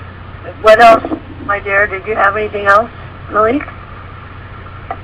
No, I guess I can ask the rest of the questions. I can call Karl at a later time. Well, if we can benefit from it, though, you know, share it. But we have Little Bill wants to be unmuted, and Bell, Yeah, do Larry. He's a real good guy. I'm trying to get him started on his own show. And 88 Bell has been waiting an awfully long time, so I'm unmuting him first. I will also unmute Little Bill. Okay, everybody's unmuted that had their hand up. All right, can I speak? This is Alfred on Please do. line. With respect to the lien, when the IRS does all their paperwork and you don't answer their paperwork, they give you a lien. Okay? Now he had an answer for that, is to take them back and prove their lien? No. Well, why didn't you answer the paperwork? Well, let's say we didn't answer the paperwork. Okay, well, the dishonorable person. If somebody makes a present to you, you say thank you for that lovely gift. Okay, so now we're dealing with this honorable person.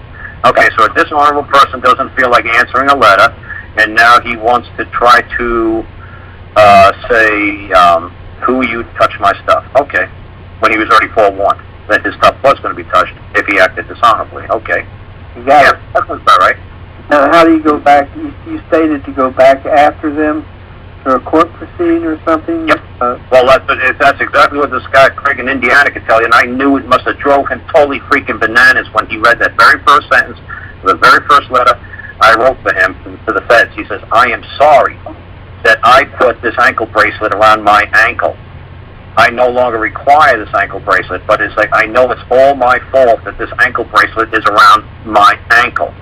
And he's like, bullshit, man, those people, they're evil, and it's all a conspiracy against man's rights. I said, dude, there is nobody but you that got you in the position that you are. Until you accept all responsibility for all your actions or inactions, there's nothing I can do for you. And you're going to just jump around like a crazy little baby, and you're going to drive everybody freaking crazy until you say, I'm sorry. And that's where, like, people say, well, wait a second, Karl, you sound like California. You know, it's not like, oh, healing kumbaya crap. It's like, yeah, that's where it all begins. You have to realize it's all your fault. And then you have to move them for forgiveness. And that's exactly what I'm doing. That's exactly what I do with everybody. Well, not just great. So let's get into the mode here. So then you make the confession that you failed to answer any of their documentation that they sent you.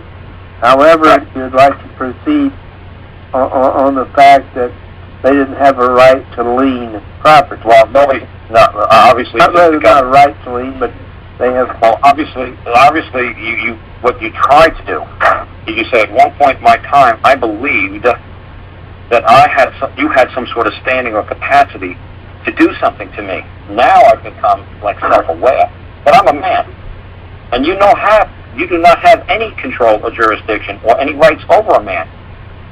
You are IRS, you are FBI, you are CIA, you are DOJ, you are XYQ. Mm-hmm. You're a two-dimensional piece of paper. You don't exist anywhere on the planet but on paper. Right. You are not going to be able to appear in court and testify under oath of affirmation. You're not going to be able to verify anything. Okay. Now I'm awake. Now I realize that I was in grave error. I did some incredibly stupid things. I believed in some really silly stuff. Now I want to get back to the third dimension, be left alone. Or let alone. Not left alone. It's going to be let alone. Yep. And that's what Greg is doing right now, and it's driving the people down, and like this lawyer lady totally freaking nuts, because she's like, man, we can't get any control over this guy. No. He's pulling away from me, people. In other words, you're placing him in the position they're in, which is a fiction, and you're keeping yourself in the position that you're in as a living man. Right. He's pulling himself. He's showing that at one time he was a fiction. He did believe that they did have some sort of control or authority over him. Now he's waking up and realizing, holy cow, at one time in my life I believed there was a benefit to have this taken from me or placed upon me, or for me not to do this or for me to do this. Now I realize, holy cow, it's actually his detriment. It's causing great harm to me as a man. So I'm going to have to back away from it. I'm going to have to set myself free from it. Okay. It's very kumbaya-ish, which doesn't sound like Karl Lentz, you know? But the lawyer lady will say, holy cow, this guy's total transformation. This guy was an angry bit. Wanted to kill everybody, man. Now this guy's a walking hugaboo cupcake. And it takes all the wind out of their sails, too. Yeah. And like I said, and people like, but Karl, you're you know, what? Yeah. It's like, see, this is just a message to my madness that, you know, that it's not very obvious. It takes a while to realize what I'm doing. It's definitely not that obvious, and it requires quite a bit of thinking on my part, okay, as to how to approach the situation. Now that you've laid it out clearly, okay, it's going to take a lot of thinking and come up with the ability to use the proper words to express it. Yeah, in a reflection, right? In a reflection, you got to start seeing what I'm saying. And you're going to be so much more relaxed and so much more at ease. It's scary, but I'm from New York, and I'm talking like a hugaboo guy. All right, thank you, man. Fill out with kindness. I like that. Yeah, I do. Fill out with kindness. I love that. You know, I think you can get so much further with that approach. Yeah, and they love me. They love to hate me. Okay, little Bill is there. Little Bill? Oh, maybe he stepped away from the phone for a minute. Hello? Hey, Larry. No, he was All right. Okay, how everybody doing? Little Bill, and This is LaBille. Hello, Angela and Carl. Hi. All right, Carl. I was kind of amused by the young lady that was asking the question about lien, and I hope she didn't get upset, which I think she might have because she made somebody upset. I think she was frustrated. Exactly right. And that's the word to use. But Carl, I understood what you was trying to get her to understand was, first you have to understand, you have to know what what lien is. You have to understand what a lien is to be able to fight a lien. I mean, if you don't know the definition of lien, you didn't know you're fighting something that you don't even know what you're fighting. And I don't think she took easy to that, because once you know what a lien, it makes it a whole lot easier to be able to attack it and everything else, So, and that's one thing she had a problem with, because the key is you wouldn't want to turn that W-4 in, do another W-4 like y'all told her, because you'll be definitely putting something new on top where they'll be able to attack what you put new on top. So, but anyway, hopefully she'll get back on the call and get a better understanding. But the show was going great, and some of your callers, man, they was doing pretty good of what they was asking. It's good to hear Malik on the call. I haven't heard from him in a while. So, but other than that, Karl, you're doing a great job, man. Isn't that sweet? Where'd Karl go? I know, he probably, Hey, Karl, you there? He probably fell off. I don't see him on the chat. I don't see him on the board, so he probably fell off, Angela. Oh my. Yeah. Oh, looks like he's gone. Yeah, well, maybe his battery wore out or something. He'll probably be back. But Angela, did you understand what she was talking about? I mean, maybe Karl figured you're on now, so you can take a little break. Yeah, I tell you, that sounds like that's what he did, But I see some of the friends. He's back. Back on. Yeah, sorry about that, Larry. Yeah, okay. I thought you took a break because you knew Little Bill was on. Oh, I did. You better believe it. That's why I go get something to eat. Bill's a good talker. Oh, Larry. Bill. Yeah. Yeah, well, I tell you what, I'm really beginning to enjoy helping people since I'm retired and everything else, and those that I can help, that I do help. My thing is, I love helping people that's getting presentments and being sued with lawsuits and everything, because I like to turn them around and drag them into either common law court or drag them into a contract and run a process where I can drag them into common law court. And I mean, believe me, it holds the lawyers up in limbo. They don't know what to do. They don't know how to address it and everything else. And I'm helping several people now that's cases is on file and everything, and is being held up because the lawyers don't know what to do. And what happened is, when a person gets a presentment and everything else, we do one thing. I'm getting some bad feedback. Karl, what did you do? Did you change phones or something? No, that's not me. I'm still sitting at the same place I am. Yeah, well, the feedback's coming. Your name on my chat board lights up when you make a noise or when you talk. Oh, wow. So, and it's only you and Little Bill on there now. I muted out Illinois and everybody else. So. Yeah, Larry, just talk to them a little bit before what we were talking about, like about the common law, Judge Judy, and contract. And common law is the contract between the parties. Oh, okay. Larry's really good. Larry's getting really good with this contract, but he's still separating the two. Basically, the common law and the contract is one and the same. One and the same, right? Looking at it as two different things, but honestly, they're really the same. And Karl made a good point to all your listeners that's on the air now. If you look at these court cases that you see on court, divorce cases, Judge Judy and some of the other ones, you're speaking about common law right there in its finest. I mean, if you notice Judge Judy, she strictly does common law, whether people can is an injured party that's been injured, and she goes with whoever has the best evidence, and they win. You know, and the best evidence is based on contract. You know, right, and you're right there in common law court when she pulls it. I mean, you can see it so plainly that it's common law when they walk into her court and the plaintiff present her evidence and everything, and she will lose only if she can't prove her case to Judge Judy. And I've seen some of them lose based on the fact that they didn't have any documentation, mainly, even though they brought a person in court at a verbal contract that they couldn't prove with a witness and everything else. So when Karl brought to my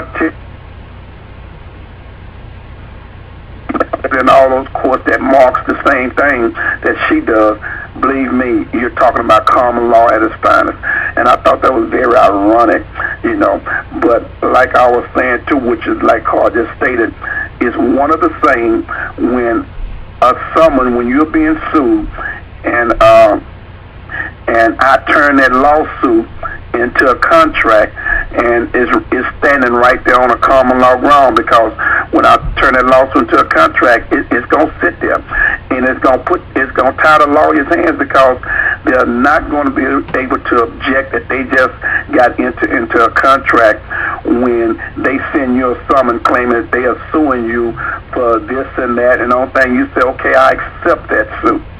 I accept it, and remember, when you're being sent a presentment or a lawsuit, 9 times out of 10 is going to be from a debt collector that's representing whatever client that they are representing. In his, you okay, Larry?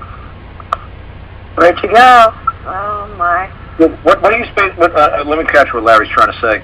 What Larry's going on about is really good. This is what we talk about all the time when I do that show thing. Is when somebody's sending you something, accept it. And what he's saying, it's stymies them. They don't know what to do because there's not a controversy now in the public. How are they going to move it into an open form? Until they meet the terms and the conditions, because you're passing the hot potato back and forth. So now when somebody hands you their lawsuit or their belief in the debt that you owe, you say, fine. You know, you believe I owe that? And Larry's got a novel way of doing things like that. He's getting creative. You know, that's what's great. That's why I don't want people just be a disciple of me and just doing everything I say to do. He's like, well, why don't we charge the lawyers, say, $5,000, $10,000 for my signature? Or Larry's got an interesting way of looking at things, too, and this is what I try to tell people. I just don't want to be this kind of guy where everybody says, oh, we have to do it exactly the way Karl says to do it. No. I'm just throwing it out there, and I'm hoping you folks branch off with it. And, you know, and you can pick up with it. And Larry, like I said, he's a postal man for almost his whole life. So obviously he knows the powers of letters and writing and how valuable it is and what a great form of communication. And like I said, I will not discuss anything with anybody in court or any attorney unless it's in writing and unless it's signed, unless the man's name is upon it. I won't do it. I don't do rubber stamps. I don't do any kind of crazy seals. I'm going to see that the man signed it with blue ink, and I'm going to prove that I'm going to hold this man liable for everything that he makes a claim on that piece of paper. And it drives him totally crazy. So, Larry, did you get back on yet, Larry? Yeah, his house is kind of loud sometimes. So, sometimes he has that's a little Bill, right? Little Bill? Yeah, sometimes he has to mute himself because sometimes it gets loud over there. I don't see him here anymore. Yeah, some man named Dallas is doing like a Monday show, and Larry, they're all jumping on these Monday shows. Yeah, Dallas, not the Dallas, the California Dallas. That guy's got great questions. The other Dallas who actually lives in Texas. His actual name is Dallas, but, yeah, you know what I'm talking about. That's a great little guy from California. He's crazy. I like him. Yeah, I like him, too. I haven't heard him in a long time. Him and his dad. I know his dad was... He was on the last time you were on, I think. Yeah, he was on when we had Joe on, or somebody. He wasn't on. He was on not too long ago. He might be on there right now. Is that you on there, Dallas? Yes, I am on. We love you.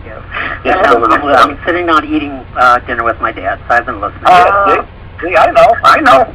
See, tell me I don't know. I keep my ears open. Yeah, I told you, man, he's got a dad who's on disability, or IRS liened him, or something about a Social Security check. I remember. Oh, yeah, so still going through a few things, but getting some of them cleared up. Well, hopefully it's helping about stuff that, that I'm talking about, hopefully. I'm just trying to make things simple. Yeah, and the whole thing is that's what I just like to keep things as simple as possible, not complicated, and make them obey their own laws. Oh, yeah. Their laws, it's not mine. It's their laws. Right. I just try to get them to obey their own laws. That's all I do. And they will, believe it or not, man. People think that, they're evil, and they will. Oh, yes, they will. When you smack them in the face with it, and they're looking straight at it, and you're going to hold them liable as a man, that's the whole trick. Because they're going to ignore you if you're talking to the judge or the prosecutor or the Secretary of State. They're going to ignore you. When you write, "Hi, Bill, greetings. Hi, Andy, how you doing?" Then they realize, he's not scared of us. No, I know you're a man just like me. On one leg at a time, just like I do. You've got a job, I've got a job, and your job is interfering with my job, my rights. And you better stop, and you better back off, because you're the one wearing the uniform. You're the one who answers to me. I don't answer to you. So once they realize that you know where you're standing, then they act accordingly. They snap around real quick. Or they recuse themselves. They'll just back out. They say, you know what, I'm not playing with this guy. This guy knows I'm not playing with him. I went to 9 judges on that case just to get my kid back. 9 judges, 17 lawyers. They just recuse themselves. They're like, I'm not playing with this guy. He's going to hold me personally liable. I'm not playing with him. So they know what they're doing. They might not do what you want them to do, but they're going to leave the scene real quick. They're going to be like, I'm out of here. I'm not dealing with this guy. I recuse myself. I got a toothache. I know his sister or something, some excuse why they're not going to want to be in a position to make any kind of ruling or decision in my life. Well, Karl, we like what you're saying, make them do what you want them to do. I do that all the time. Yeah. You know how I do it? I ask questions. Oh, yeah? No, you I ask questions. I learned one thing from a guy by the name of Howard Freeman years ago from Montana, and one thing he said, anything you say can be used against you when you're in court. Oh, yeah. Anything they say, speaking of they, anything they say is a legal determination. That's right. So I make them stick their feet in their mouth by making legal determinations. Then I use the magic 7 words: for the record, let the record show. And then I add it into the record, and they can't go anywhere. They're just stuck because they made the legal determination. Well, what you should always do, what I tell people, and this is what I do. Anytime that you want to say honor for the record, that's fine, that's lovely. You can just say to them, I need leave of court, instead of saying honor for the record. Because that way you're going to preserve the record by saying, I require leave of court. They say, what for? You say, hang on a second, write it down on a piece of paper and say, there you go. Now the court's back in session. No, I just have to put it down in writing and put it in places. Because you can enter motions through the guy in the black robe. The guy who's sitting in the black robe, he can accept motions, he can accept objections. But I'm going to put it in writing, and I'm going to hand it to him, and he's got to file it to the court clerk's office. You see what I'm saying? So a lot of people like you will say honor for the record. Yeah, you know what? The stenographer lady, her fingers might freeze up at that time, and she said, oh, I had a bad cramp. You know what? So I'm going to require leave of court. I'd like to go to the bathroom. I got to leave the court for a second. I require leave of court. Again, Mr. Lentz? Yes, I require leave of court. He's going to have to grant it to me. He's going to say, okay, fine, I'll give you 2 minutes. It's like, okay. And you put it in writing and say, there you go, sir. There's my answer. Do everything in writing. Everything in writing. Everything in writing. Everything in writing. Everything signed, everything in writing. Everything in writing. Everything in writing. Everything signed. If it's not in writing, you can't do anything with it. That's right. And otherwise, it's just hearsay. Your word against theirs, and they don't care. That's right. If that man wants to say something, the prosecutor wants to say something, let him go on a stand and take the stand and testify to it. Karl, do you send things certified mail, or how do you send a document? Certified is okay sometimes when, it's not always required, but certified is okay. But like I said, sometimes we try to set people up. Like, it's funny, there's one guy has I don't think he's on a shelf in Indiana, but he has a whole bunch of chickens within the city limit. And that's not me, Angela, making that noise. So there's a man in Indiana, in the city of Fort Wayne, who has like 20 or 30 chickens in his front yard. In the city of Indiana, obviously, Fort Wayne is telling him to remove the chickens immediately. So I said to him, we don't want to send this letter certified.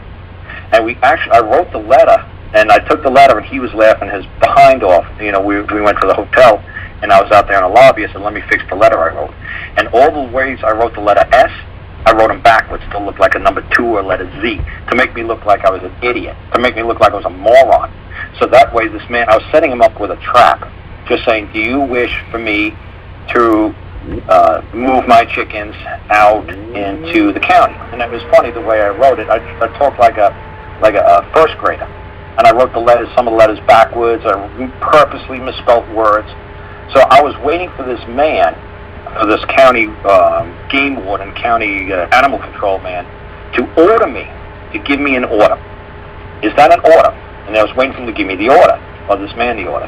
And he hasn't gotten the answer back, and it's been about 30 days now. But we're waiting for the animal control to say, yes, I order you. Say, oh, you order me to remove my chickens out of the city of Fort Wayne. And I basically wrote it incredibly retarded. And so I'm waiting for the order, because as soon as he gives the order, I said, you're immediately going to remove the chickens, you're going to bring them out to the county somewhere, and you're going to hand this guy a freaking bill for the storage fee for the chickens, for the transport fee for the chickens, for the maintenance, for the veterinary fees of these chickens, and charge him $1,000 a chicken for the next 10 years, however long the chickens live. Say, you ordered me to do this, I carried out your wish. But when you want to order me to do something, I demand compensation. Any man who demands anything of another man is entitled to compensation, because the 13th Amendment says there is to be no involuntary servitude or slavery upon this land. So, did you order me to do something? Yes. Did you order 5,000 flapjacks? Yes. Did you order 5,000 Happy Meals? Yes. You better believe when you get around to the window, you're going to pay for those Happy Meals. You better believe when you order me to remove these chickens, you better believe I'm going to hand you a bill, and you better believe you're going to pay for them. Because they're my chickens, my property, just like McDonald's. Those were their hamburgers, their Happy Meals. They surrendered them, turned them over to you, because they expected compensation. Oh, what, do you think I was carrying out your order and not going to require compensation? Oh, really? What do you think, I'm retarded just because I write a silly letter? So that one I did not send certified, because I said to him, just put it on a stamp, or just walk into the office, don't take a shower for a day or two, walk into the animal control's office and say, hey, you know, somebody said something about my chickens, yeah, I just want to hand them a letter, and have them get back to me real soon if you can. Don't do anything on the phone. So sometimes I play stupid, and I don't do everything certified and registered and everything else like that, because I'm basically setting a trap. Because I know these people are smart, and if they see that you're demanding orders of them, they're not going to order you, because they realize, uh-oh, he's using the magic word, order. Are you ordering me? Because then they have to show that they have some sort of scope of authority and jurisdiction over you. And obviously, if you use just certain words like I do, it's like, uh-oh, no, sir, we're not ordering you to do anything. Like I did that to a poor judge lady one time. You know, like, are you ordering me to stand up? You order me to take off my hat. You order me this, you order this. Is this what you're ordering? Are you ordering, Your Honor? Is this what you're ordering? Is this what you're ordering? Are you ordering me? He's like, are you ordering me to do this? Are you ordering? Is this an order? And then after a while, they just say, they realize where I'm going with it. And they said, no, I'm not ordering you to do anything. And that's right. They'll start figuring out that, no, I'm not somebody you better give orders to. That's what I say to people when you get stopped by a cop. Ask the cop. The cop says, driver's license, insurance, and driver's license. He said, oh, is that an order? What? I said, is that an order? I say, hey, can we make these orders short and sweet? How about you order me out of my car, order me to spread my legs, order me to sit in the back of your car, order me to put handcuffs on, order me to abandon my vehicle here so it gets stolen or towed away, order me to go get fingerprinted, order me for mug shots, and order me to sit in the cage. Why don't we just do all the orders in one shot? I got my pen, I'm taking out my order form, da-da-da-da-da. Can you just order me all in one shot? Can we just make this quick and easy? Here, and here's my bill for carrying out all the orders. He'll say, goodbye. I can't wait to do that to some cop someday. Just say, hey, you want to place your order? I'll take all your orders. Because all cops know that they're acting under orders. They'll say, well, I was ordered by my staff sergeant or the officer, my sergeant to take squad car 54. And then his sergeant was ordered by his shift commander to assign everybody to certain precincts, certain districts of the precinct. And then he was ordered by the LA police commissioner to do something. And every cop knows on Friday because he carried out the orders that he was told to do. On Friday, he's going to get compensated. He's going to get a paycheck. And he better believe that when he shows up on Friday and this officer doesn't get paid, he's going to be like, hey, I carried out all the orders. I got in squad car 54. I worked 9 to 5. I did my shift. I did everything you ordered me to do. Where's my compensation? And the shift commander is going to say, well, go talk to the sergeant. I don't know. Sergeant's going to say, well, go talk to the police commissioner. I don't know. The police commissioner better have a damn good reason why I'm not being compensated, because I was just carrying out my orders and I demand compensation. So to me, if they're being ordered around and they're getting compensated, if they want to order me, if they think I'm under them, if I'm subordinate to the cop on the street, if he believes that I'm under him and he can order me, well then why can't I demand compensation from him? There you go. And everybody's like, wow, man, like, Karl's so non-confrontational. It's like, no, order me.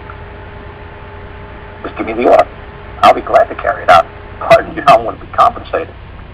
You thought this was involuntary? You thought I was forced to do this? Oh, no. It's all voluntary.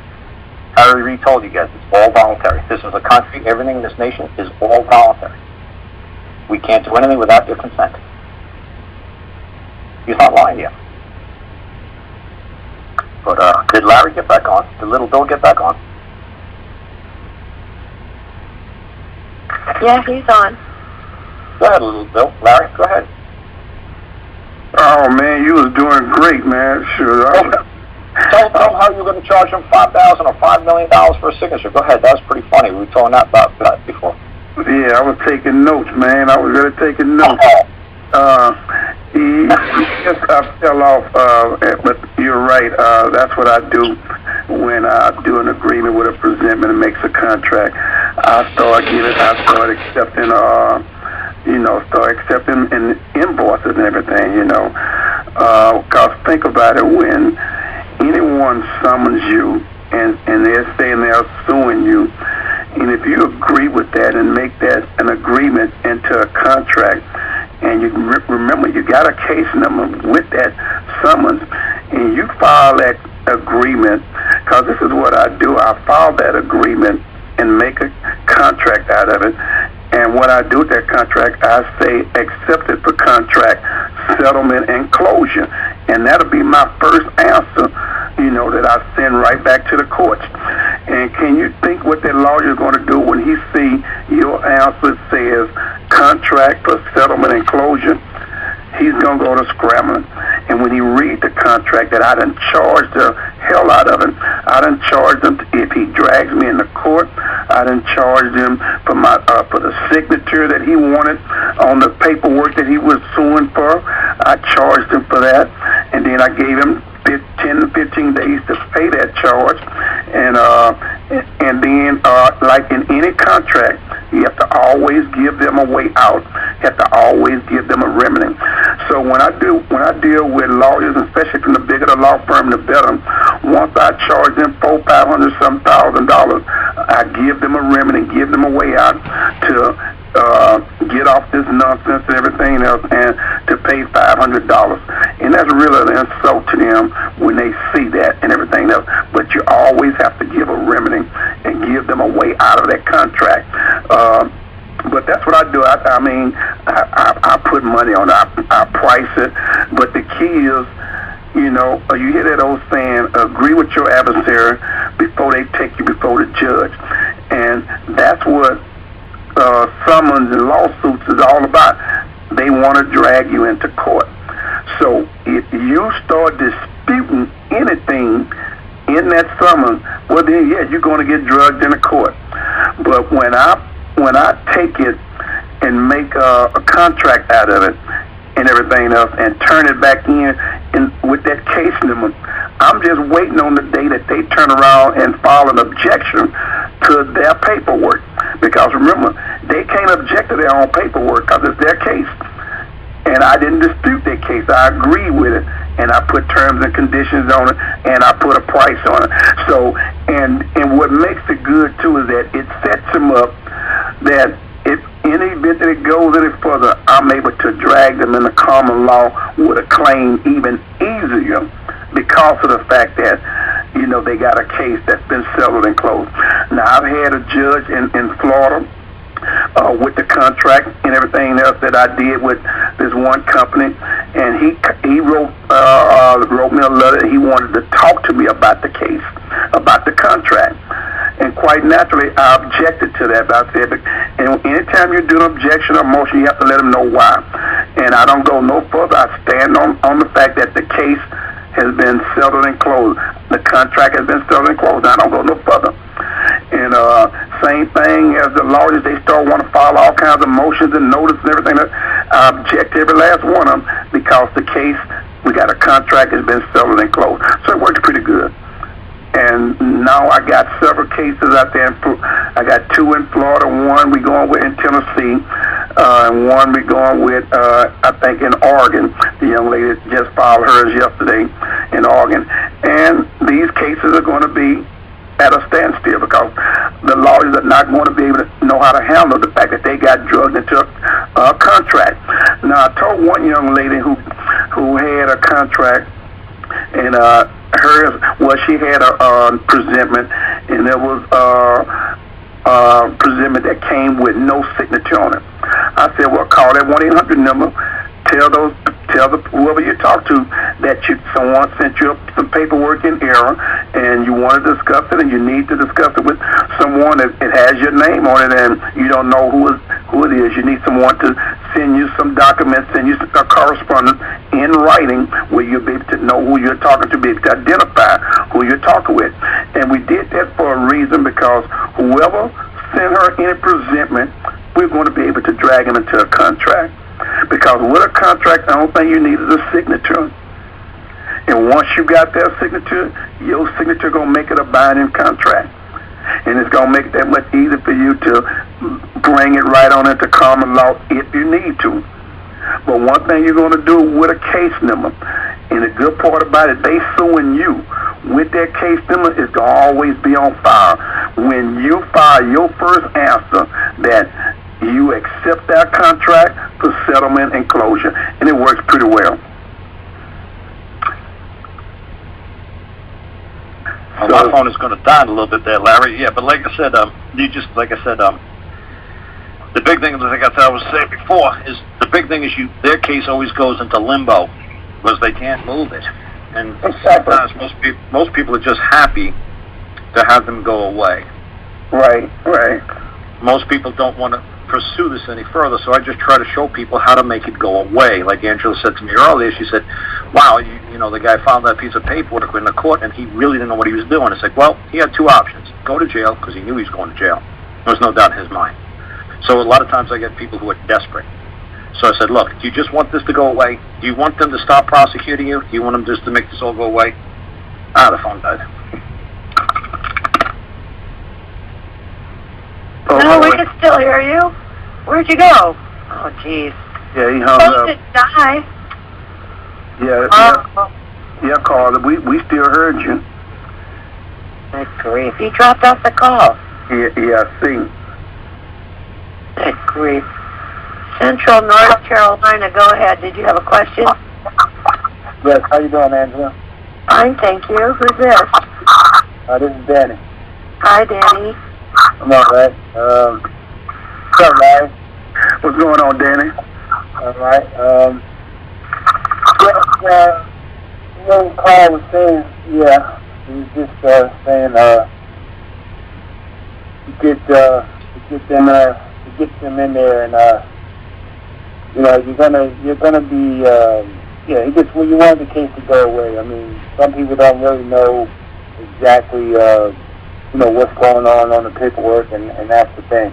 So they don't want to get in there and, start throwing blows or start saying anything in open court, because if you open your mouth with that claim before the court and you don't stand on your claim, then you will be in contempt of your own court.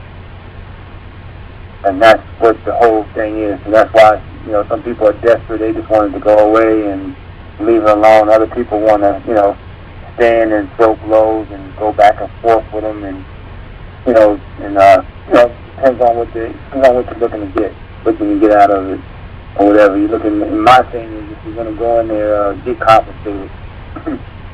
That's all it is. Get compensated. If you don't want to get compensated, then get in and get out.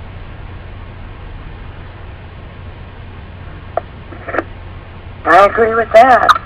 Yeah, get in and get out, and, you know, that way, you know, I mean, some people want to learn, they'll learn. Eventually, some people, you know, like Mr. Little Bill out there. Carl is back on, Angie. He's a little I retired. just unmute him. Hey, Carl. Sir, my phone died. What's up, Carl? Carl, we Hey. heard you. Phone didn't Oh, wow, die. this is Dan. Yeah, Dan's all right. Carl has a knack. He will always let you know when his phone is about to die. He knows when to the very last split second, he knows when the phone is about to die. He'll get a last word out, and then he'll go off. It's good, Carl. We'll go where you left off at. Well, what do you call it? Like I said, Angela, a lot of people, they're doing like a Monday night call. Oh, wait a minute. We're getting all kinds of feedback. Dan, is it? It's not me. Well, Lisa. Everybody that's not talking at the moment, mute yourself out. Just hit star 6. And, what is... No, I don't. Yeah, something's going on. Yeah. Go ahead, Central North Carolina. Oh, no. Dan. Oh, yeah, that was Carl was talking. Go ahead, Carl. You got on the call. Go ahead. Oh, well, no, like I said, Angela, a lot of people that don't listen to my call on Saturday, and we're telling them to come over to your call on Thursdays to help you out in case you ain't got nobody. So a lot of these folks who are listening... Are you kidding? That's not a joke. Oh, it's great. Oh, no, like I said, they got a Monday night call that they're trying to get off the ground. We always have a lot of people on our call. Oh, but no, like I said, they're trying to get a Monday night call going because nobody's on Monday anymore since Gordon Hall's gone. No, Dave Mack's on Monday. Who? Dave Mack, isn't he? Still on I don't Monday. know. Well, I'm just trying to help Larry's show. Larry's trying to do a show in Texas with Dallas. You don't need to help me out. We don't sell anything. Oh, no, what I'm saying, no, we people try to, just like I come said... automatically to learn and stuff. But like I said, tonight, if you see like Malik, Dan, Larry, Greg, those guys all came from the Saturday night show. Oh. And now I turned them all on to you. So see what I'm saying? So we're trying to get everybody like to start a big thing going on instead of just small little talk shows. We're trying to get it 7 days a week, at least 5-6 days a week. So what I'm trying to say is Larry and Dan and Dallas are trying to do a show on Monday. So that's not, if you don't mind Larry or Dan telling you what that call number is that they're trying to do. No, I don't mind. I would like to know. I'll put it on the talk show guide. That's 129-784. 129-784. Yeah. What are you calling it? Oh, it's Dr. Boombender. That's what? Dr. Boombender. Dr. what? Dr. Boombender. How you ask? You ask. Don't ask. Dallas came over there. You have to talk to Dallas about that. I have no idea. Oh, yeah, Carl, I wanted to tell you, too, they never showed up in court, man. JC with the animal control, they never showed up, so they dismissed it. Oh, that's funny. Yeah. That one letter, the one he the phone died again. Good night, folks. All right. No, it didn't. Mm-hmm. I can hear you. Oh, goodness gracious me. He's gone.